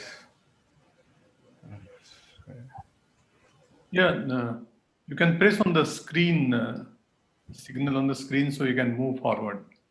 Okay. There is a sign down there. Well, I can't find it. Okay. Okay, thank you very much. So she's a 23-year-old female living-related donor kidney transplant patient. She was diagnosed 5 years ago with a end-stage renal disease from chronic glomerulonephritis, and she had been on dialysis for 2 years. She was subsequently had kidney transplant. The donor was the mother. The transplantation was done in the Kolebu Teaching Hospital, and she was placed on these immunosuppressions, tacrolimus, mycophenolate mofetil, and prednisolone. For her time, during the time of the transplantation and post-op was uneventful. She was seeing the renal physicians regularly, however, defaulted 6 months prior to her presentation with this current illness. She came 2 months prior to her admission to the hospital with a rash that she claimed had, anytime she scratched, she bled and then was quite pyretic. She was managed as a skin infection, given some antibiotics and some labs, and also to follow up with her TAC levels. She defaulted, but however, presented again 2 months after. She said the rash had persisted despite the antibiotic. She now came with a weak history of headaches, fever, and vomiting. She described the headache as initially global, gradual in onset, and became severe with a pain scale of about 8/10. She said it was post-op persistent, associated with phonophobia. There was no neck stiffness at the time, no loss of consciousness or seizures, or no unilateral weakness. The fever she described was low grade, initially became high grade, and was associated with chills and rigors. She had those vomiting associated with it, but it was not projectile and contained food previously eaten. She was a post-renal transplant patient, had no other chronic infections or chronic diseases, She had received blood transfusion during her dialysis sessions 3 years ago, and she was placed on these medications, the immunosuppressants, and then ranitidine. The father and mother were well and alive. They had no known chronic illnesses. She was a first-year university student. She was not on alcohol, tobacco, or any substance use, and she had a good family support. She was acutely ill. For the examination finding, the positive finding, she came acutely ill-looking. She was moderately pale. She had a temperature of about 39 degrees Celsius. She had striae on the shoulders and the inner thigh. And then there was a palpable throw over her right radiocephalic AV fossa, the right fall of the arm. For the chest exam was null of note. For the abdomen, she had an incision scar extending all the way from the right flank to the iliac fossa. And then the transplant kidney was palpable and non-tender in the right iliac fossa. Neurological exam, her mental state, she was awake, alert, and fully oriented. The cranial nerves were intact. The neck was supple, the kinetics was negative. Motor exam was normal, deep tendon reflexes were normal, sensory coordination and gait were all normal. For the skin examination, she had these variable sized nodules. She had these variable sized nodules and plaques. Some of them had central umbilications like these ones, and then some had already had excoriations and ulcerated with necrotic tissues in the floor. She had similar ones on the ear too as well, but there are no other rash associated on the other parts of the body. So the renal physicians at that time made a diagnosis of sepsis in the transplant patient, secondary pustular rash on the scalp. Had a consult from the dermatologist who also queried pharyngolysis, and then on account of the umbilicated rash, also made a diagnosis of molluscum contagiosum. She was still continuing the antibiotics and some analgesics. However, her symptoms didn't improve. Her headaches became so worse that she had to scream sometimes. They asked for an ID and a neurological consult. In view of her headache with the fever and then the rash, which pointed more to a secondary type of headache. And then the the skin lesions, the ID thought was more likely to be of a cryptococcal skin infection to rule out a disseminated cryptococcus, that's skin and CNS. And also to keep in mind chronic meningitis, either TB meningitis or chronic cryptococcal meningitis as well. On discussion with the renal physicians, the steroids and immunosuppressants were stopped. She was replaced with IV hydrocortisone to continue the IV antibiotics. They kept on the TARC. Tacrolimus about 3 milligrams in the morning, 2 milligrams at night, and then the analgesics. The full blood count that came showed a hypochromic microcytic picture of malneutrophilia. The cultures were negative. Her HIV screen were negative. Her C-reactive protein was quite high. However, her initial presenting creatinine at the time was 169 with a baseline EGF of 36. CT scan then was normal. This was a chest X-ray which showed some consolidations in the right middle lobes. The CSF findings at the time was clear. We didn't have, unfortunately, we didn't have a manometric kit to test for the pressure, but then it was quite subjective under pressure when it was done. The cytology showed some erythrocyte about 21, and then for the positive findings in the microbiology was an Indian ink that was positive. And then with the CSF crack, that showed a high titer of 1 to 2,560. A tentative diagnosis of disseminated cryptococcal disease based on the skin, on the skin, the lung, and CNS. Ideally, the plan was to start with an IV lipid formulation of the amphotericin, and then in our part of we didn't have the flucytosine, so we had to add on oral fluconazole.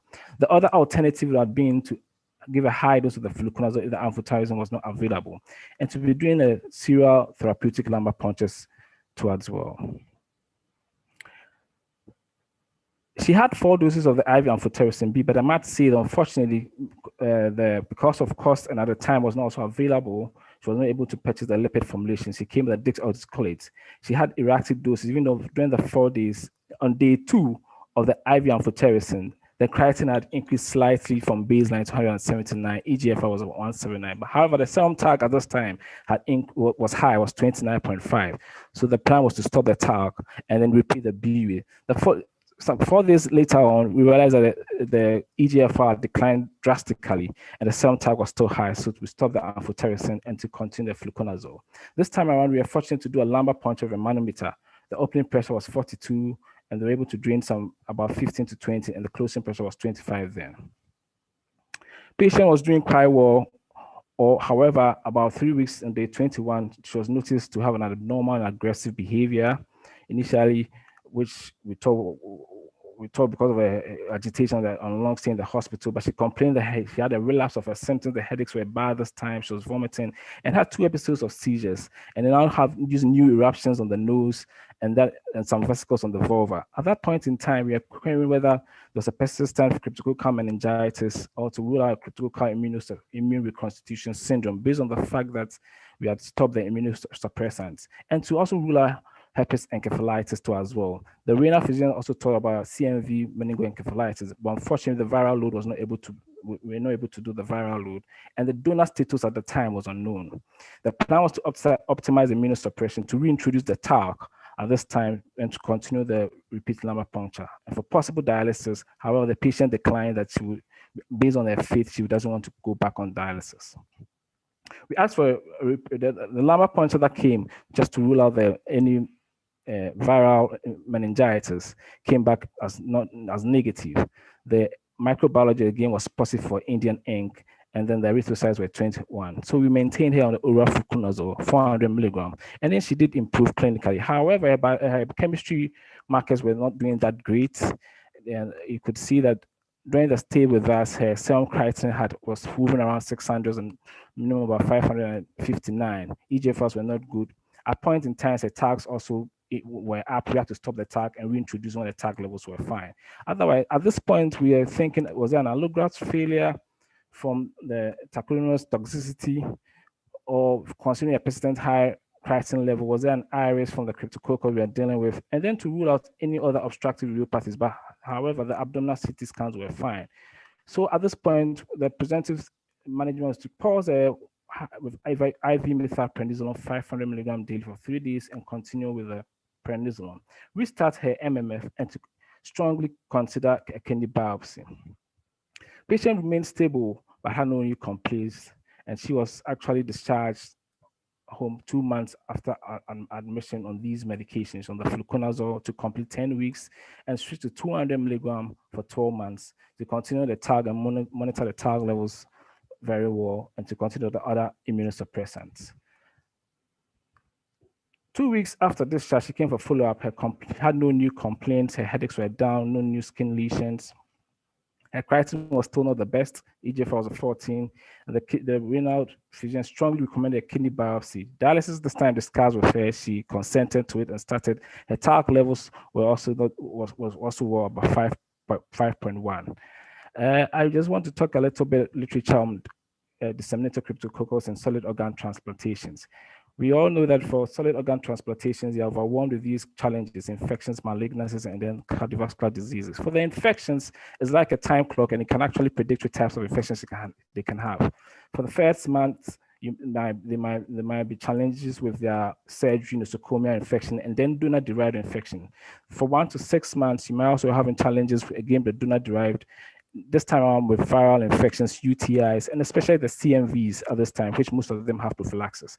6 months down the line, they can have community-acquired, more late onset CMV and other opportunistic infection. But I might say that cryptococcals in kidney transplant is something that happens quite late, about 16 to 21 months compared to the types of solid organ transplants. It is the third, for cryptococcals, the third most invasive in fungal infection after candidiasis and aspergilloma. Approximately 8% of them will have invasive fungal infection. And out of them, 50 to 70% have, with these cryptococcals, have extrapulmonary or disseminated type. The risk factors for cryptococcosis is mainly based on these one. Corticosteroids are associated with an increased risk. However, the calcineurin inhibitors like the tacrolimus have been associated with lower odds of disseminated disease, probably as a result of the anti-cryptococcal activities they have. For cryptococcal meningitis iris, the risk factors depends on whether it's a CNS disease or the discontinuation of the calcineurin inhibitors, like our patient we did. And typically, the onset is between 4 to 6 weeks after initiation of the antifungal. There's a high rate of graft rejection and allograft failure in iris, as was seen in our patient, and there's no proven therapy in iris-associated cryptococcus. Steroids have been used anecdotally with some success, but there's no much evidence to this. These are the guidelines for the American Society of Transplantation Infectious Disease on kidney transplant. Just similar to that in HIV, they have the induction phase with amphotericin and flucytosine for 2 weeks. They have the consolidation phase for about up to 8 weeks, and then the consolidation phase for 8 weeks, and the maintenance with fluconazole lower doses for at least 6 to 12 months. In conclusion, opportunistic infections are common in immunosuppressed patients, including solid organ transplant recipients, have a high index of suspicion for invasive fungal infection when lesions are found, especially on the skin, the lungs, sinuses, and in the eye, not alone with fungal infection, but other viruses and also other malignancies like post-transplant lymphoproliferative diseases. In managing a disseminated cryptococcal infection in solid organ recipients, there should be a fine balance between the antifungals and then the immunosuppressants, just to avoid therapeutic complications. And cryptococcal meningitis iris should always be high on the list when symptoms do occur, especially when immunosuppressants are stopped suddenly, but still have at the back of your mind that there are other possibilities for this meningitis picture. Thank you. These are my references. Thank you very much. Wonderful. Thank you, Dr. Georgiou. That was a wonderful presentation. For the sake of time, I think we'll have our second case presentation, and then if there's time at the end, we can have a discussion and take questions on both cases simultaneously. So now I'd like to introduce Dr. Lorraine Chishimba, who is a neurologist at the University Teaching Hospital in the University of Zambia in Lusaka, Zambia. Hi, everybody. Let me just share the screen. Can we all see it? Yes, we can. All right. So as Dr. Sela introduced me, I recently graduated in neurology in Zambia. And I will present to you a case that we had quite recently of a young man who was 23 years old. We saw him in April 2019.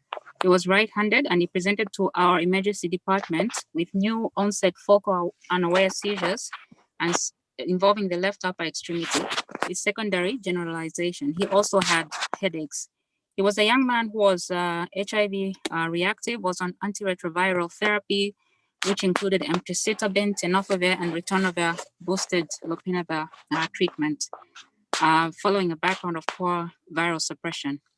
Prior to his presentation, that is about 2 weeks before, he was started on antituberculous therapy from his local clinic based on respiratory symptoms, which included fever, chest radiograph that suggested TB, and and that's how he was started on ATT.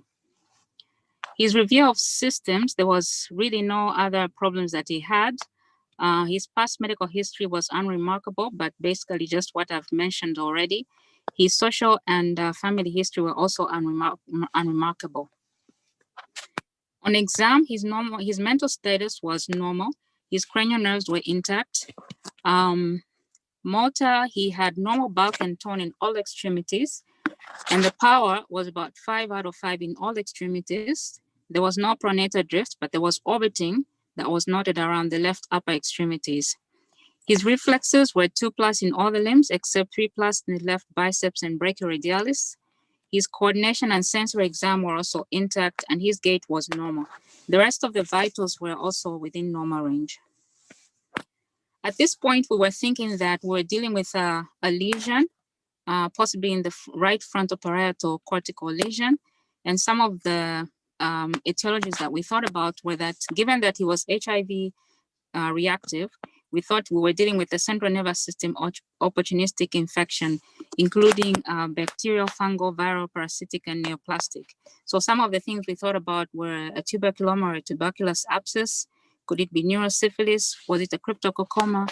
Was it PML, CMV, HIV, or toxo, or even CNS primary lymphoma? The investigations that we carried out, so from brain CT, there was revealed a single ring enhancing heterogeneous mass in the right posterior parietal lobe with marked vasogenic edema. Unfortunately, I don't have the image for this one. I just have a few images that we saw much later. His blood, the metabolic panel was pretty much normal, but he was very virologically immunosuppressed, as well as immunologically with a CD4 of 1 and a viral load of 9,207. His RPR was negative, and on CSF, he had a white cell count of 2. His glucose was normal. The India Inc. for cryptococcal test was negative, so was the toxoplasma antigen test. We were not able to do protein because of unavailability of the reagents, but his TB PCR was also negative, and his sputum was negative for TB. We thus empirically managed him as a possible case of disseminated TB with CNS involvement, and we thought the lesion that we'd seen was likely a tuberculoma. We added steroids to his therapy, and his ART was revised following consultation with the ID specialist. He was also started on anti-seizure medication. Really, the basis for this route of management was the negative crypto antigen and the toxo antigen, and also the fact that he was recently started on TB medication. We thought that we were probably dealing with disseminated TB. And given the fact that in our setting, lower income setting, TB is quite endemic, and individuals who have co-infection with HIV and TB, up to 10% of them will also have CNS TB occurring. There was also the possibility that this was a paradoxical response to the TB therapy that we were dealing with. His response was favorable until 2 months later, and by February, I mean, he didn't have any more of the headaches, he didn't have any more of the seizures. But 2 months later, he represented again with severe headache, a right eye ptosis, vomiting, and this was despite being quite adherent to his antituberculous therapy. A repeat brain image revealed multiple brain abscesses for which he underwent neurosurgical drainage, and cultures were also sent, but they were negative. He was empirically started on a protracted course of cefotaxime, and there was noted some improvement. In the following weeks, however, the symptoms persisted and worsened, and he now began to have breakthrough seizures. He developed right-sided hemiparesis with aphasia, and an MRI was then ordered for, and it shows over 10 multiple abscesses bihemispheric. We had in the left parietal occipital lobe, and there was also ankle herniation. A repeat bowel and drainage for culture aspirates was performed.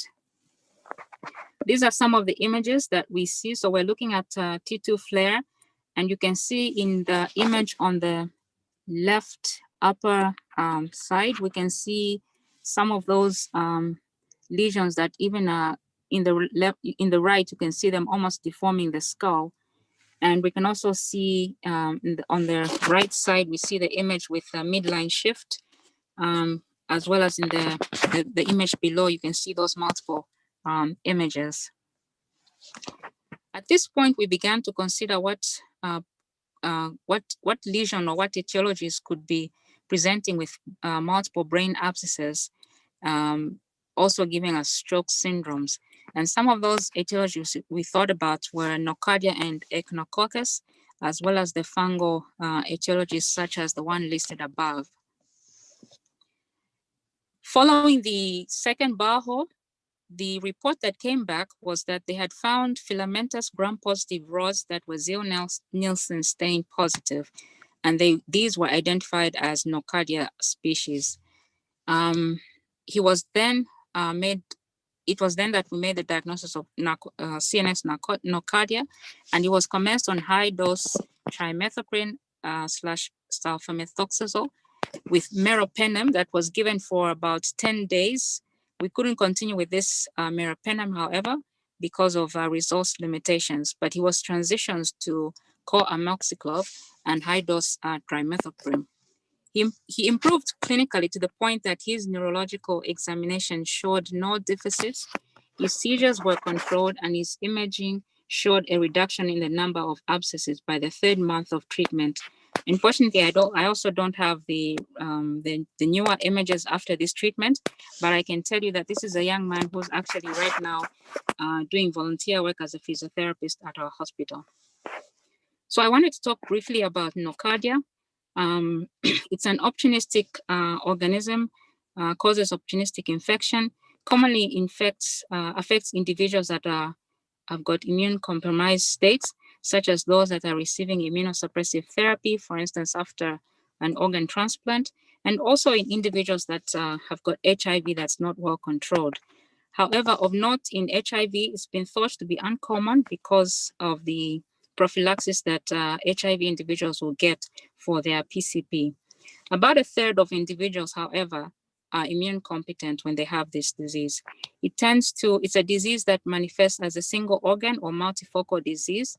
And in those that are very immunocompromised will also disseminate. And the CNS tends to be the second most common place where dissemination will take place after lung manifestation. Clinical presentations of nocardia really vary, that is CNS nocardia, but mostly you will see on imaging ring-enhancing lesions, which are most often misdiagnosed as tumors or abscesses. Signs and symptoms include focal neurologic deficits, as was seen in our patient, confusions, fevers, headaches, and seizures. Essentially, you also have to consider where the lesion is occurring, and based on that, you might have different neurologic manifestations. Diagnosis requires that you drain the abscess and take the specimen for culture identification. Treatment choice in CNS nocardia is trimethoprim sulfamethoxazole because of its good CNS penetration and its associated lower mortality rates. I must indicate here that there aren't robust guidelines as to how we should treat CNS nocardia, but what has been shown is that sulfa medication is very good for this treatment. The recommended duration really is to give this drug for about 12 months. There's also other medications that are being used, and also you can use the trimethoprim and sulfamethoxazole in combination with other medications such as carbapenem. In high resource settings, they will give this combination until you've seen improvement in the clinical picture, and you've also been able to identify your organisms on culture. But in our setting, this is usually limited, as was the case for our patient. However, we do have trimethoprim sulfamethoxazole, so we were able to give our patient treatment for about 12 months. There is a role in surgical care, but usually this is where the lesions are very large, they are accessible, or they will progress, they have progressed beyond the medical treatment of 2 weeks. So given this case that we had, one of the challenges and the take-home points I'd like to share here is that diagnostics can be a challenge, especially in our setting, in that the non-established algorithms often require new diagnostic techniques, which are rarely available in our settings. And we also have to manage our patients really based on the varied etiologies that are found as per region. So based on this background, we usually tend to manage our patients empirically. However, even with this backdrop, it's important to remember to keep a wide differential and to have a close monitoring plan, especially when we start to see a response that we do not anticipate. This is the end of my presentation, and these were my references. Thank you. Thank you so much, Dr. Chishimba. That was also an excellent presentation. It looks like we do have a few minutes, so I'm happy to open it up to the panelists or any of the participants for any comments or questions on either of these two great cases.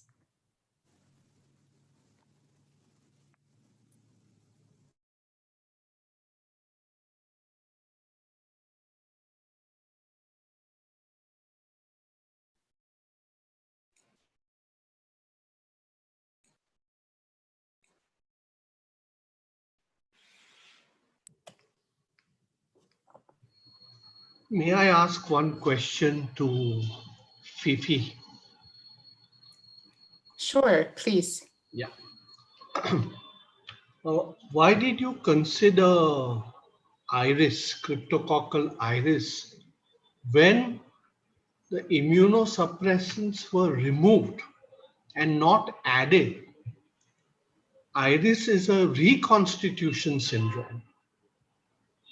And here, the immunosuppressants were removed. And he was not on any antiretroviral therapy. He was on antiretroviral therapy, but the immunosuppressants were removed. So do you feel that it was like a allergic reaction because of the removal of the immunosuppressants? Okay, thank you very much. Yes, we initially, the patient was on immunosuppressants. So we thought at that time the immune system was a little bit low. I mean, but when we took off, because we wanted to start managing for the cryptococcus, we took off the immunosuppressants and started managing for the crypto.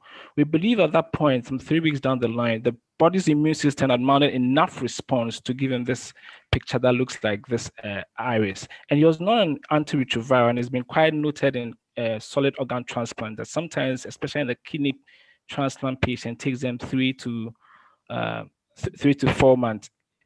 I think there's an article in the American Society guideline that actually shows that when you can have clinical improvement, especially when immunosuppressants have been removed, either clinical by lymph node, skin, or new lesions, or immunological, and then even sometimes if the pressure is still high. Unfortunately, we couldn't do this. We couldn't measure the pressure at the time we did that. But that was the thing that informed us. But again, there's still a room for other possibilities, like I was saying. Thank you. And I think Dr. Satish Chandra from NIMHANS and his colleagues have reported the differences between cryptococcal meningitis and tubercle meningitis. And the main differences there is that in cryptococcal meningitis, the headaches are usually out of proportion to the fever and other signs of meningitis. Fever was there in only about 50 to 65% of patients, whereas headaches were there in over 75% of the patients, and they were very severe. So I think that is essentially because of a rise of intracranial pressure in cryptococcal meningitis. And you were quite right that when you did the second lumbar puncture, the CSF pressure was markedly elevated, and the treatment of choice is CSF drainage. Thank you.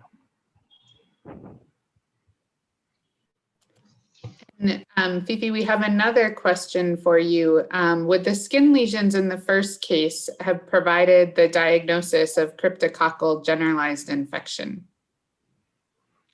The skin lesions in the face, yes, yeah, it's been reported that they also have the umbilicated lesions, which she presented about two months ago. So it's been noted well that cryptococcal skin lesions behave like the picture I showed you with the umbilication. So that ideally, if someone has seen it earlier, and the ID people did see it when they were called, that this is likely to be cryptococcal with their expertise. Great, thank you so much. I think I will turn it over to Dr. Meshram now, and just one more big thank you to all of the presenters. These were all excellent. Dr. Hadi Manji wanted to make a comment or question. Sorry, go ahead, Prof. I just wanted to congratulate both presenters for presenting such excellent cases with the standard history, beautiful examination, localization, and then a differentiation of etiologies, which I think is something which they need to be congratulated for, because it's something we're seeing less and less. So well done to both the presenters for excellent presentations, really. Agreed. Thank you, Prof. Manji. All right, Dr. Meshram, I'll turn it over to you. Yeah, thank you very much. And this is the last session of the series, and I would like to invite comments from Professor Steve or Raj Shakir about the overall series, and Hadi Manji. Dr. Meshram, it's Steve Lewis. I just want to thank you and Dr. Singh and all of the rest of the organizers for this today's event, but of course the last several months of just outstanding educational Saturday morning events. I have learned so much, and I know so many others have throughout the world, and thank you for all you've done. I look forward to the monthly series to come. So thank you again for everything you've done. Thank you very much. Yeah. Chandrasekhar, I just want to say, oh, sorry, Hadi, go on. No, you go ahead, Rod. I'll go next. Okay. Thank you so much. It's so nice to see that investments we made, that's the WFN, 2-3 decades ago and continued, to see the work coming from Lusaka is so heartening and nice to see, from the days of Gretchen Burbeck and from the days where the WFN was providing the undergraduate funding for neurology teaching in Lusaka. We even had a house, and the WFN owned a Toyota car, for those who do not know, which the visitors were using. The Toyota was sold eventually, and I had a hard time explaining the loss to the British tax system, because we are a charity in the UK. So it is so nice to see the first presenter was wonderful. The second presenter was, I think, one of the products of the education and the investments that an international organization like the WFN made in Lusaka, and the work of Gretchen Burbeck. And those of you who want to read her profile in the Lancet Neurology can do that. So I'm so impressed. And there's one man I have to say, Meshram, Chandrasekhar, this is a huge effort which you have made for all of us. This is the oldest and the most continuing and the most highly active specialty group of the WFN. And we have been in existence for what? For more than nearly 57 years. And it's still going, and it's still producing these wonderful teaching across the world, from Latin America, Central America, North America, Europe, the Pan-Arab region, and across Asia. So this is wonderful, and the numbers are very impressive, and long it may continue. I'm so proud of all of this. I'm proud to be a member of this group previously, and continue to be a member, and thank you for accepting me in spite of the fact that I've run away from the tropics and I live in Northwestern Europe. But thank you so much for all the work that you do everywhere in the world. So our gratitude. Thank you. Thank you very much.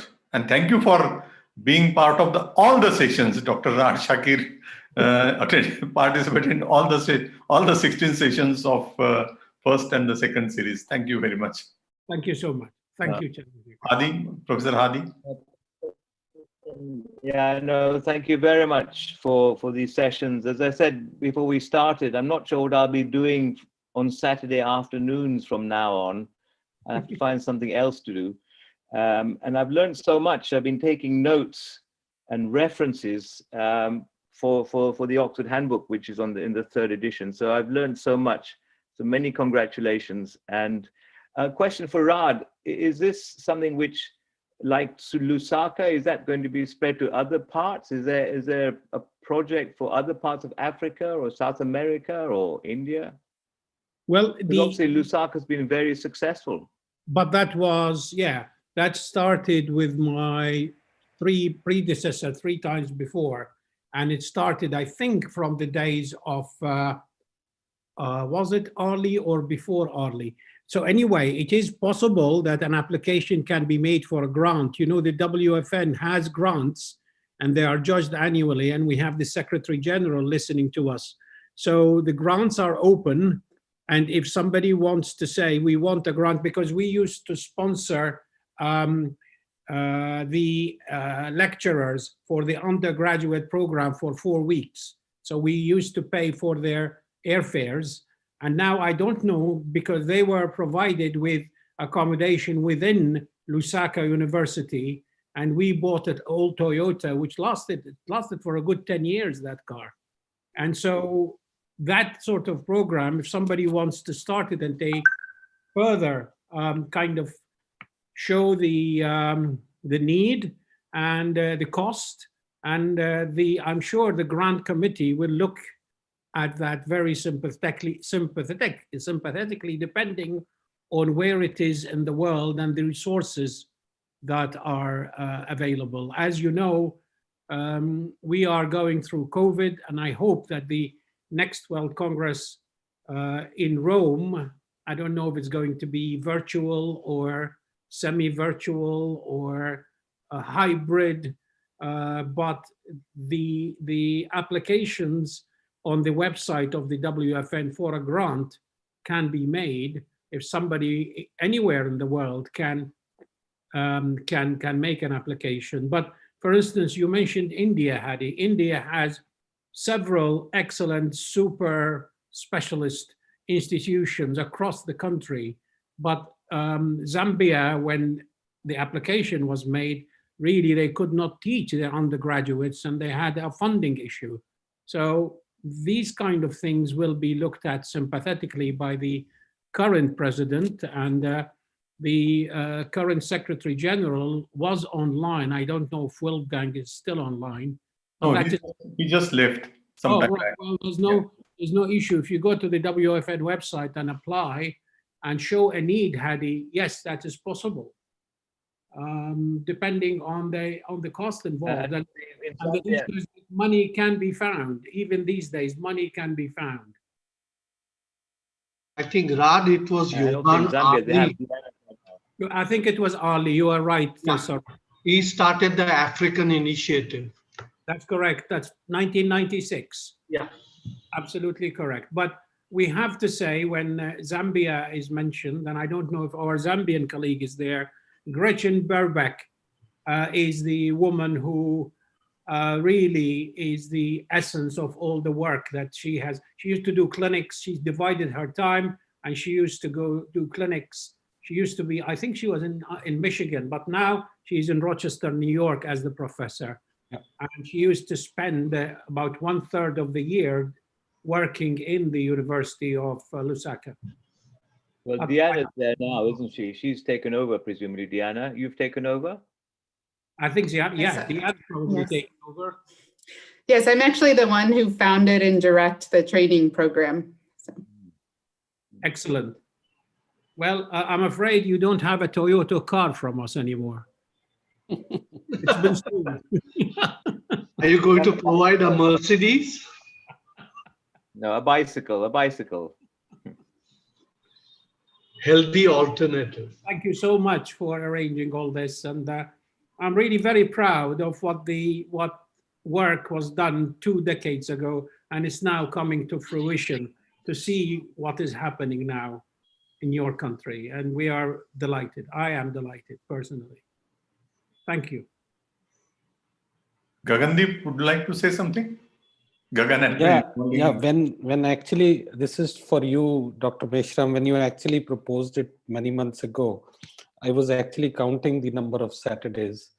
I'm absolutely convinced that these were Saturdays well spent, and I really enjoyed them. And it's a lot of hard work, and I can say, I mean, Meshram has done 95%, if not at least 95% of the hard work. So he deserves all the credit, and I think we should have a big hand, and of course, for him. And of course, the solid support by Professor Raj Shakir, Dr. Katrak, Professor Hadi Manji, Dr. Steve Lewis. Thank you very much for the excellent support. The WFN and yes, Indian Academy of Neurology and FINE group.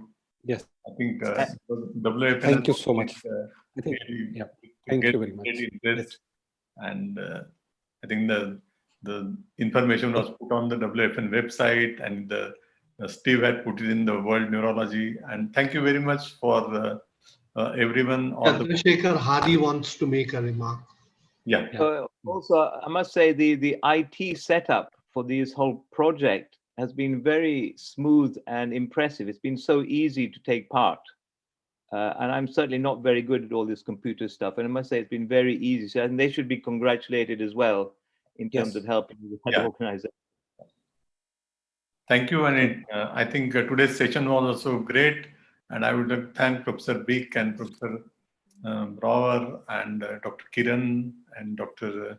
Gianna and both the presenters, Fifi and Shishimba, and everyone, Professor Raj, Professor Steve, Adi Banji, Augustina, Professor Katrak, Gagandeep, Professor J.M.K. Murthy, David Garcia, I think we are, and Professor Griswold, he just left.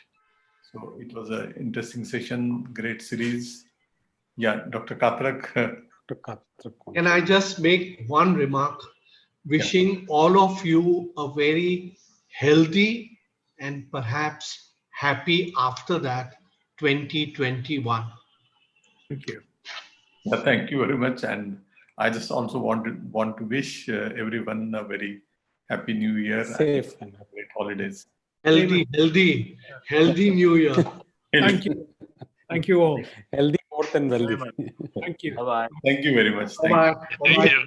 See you on 6th of February with a very interesting talk and great case, and we'll win communication. Thank you very much. Thank you, David. Bye. Thank you very much. Take care. All right. Bye-bye.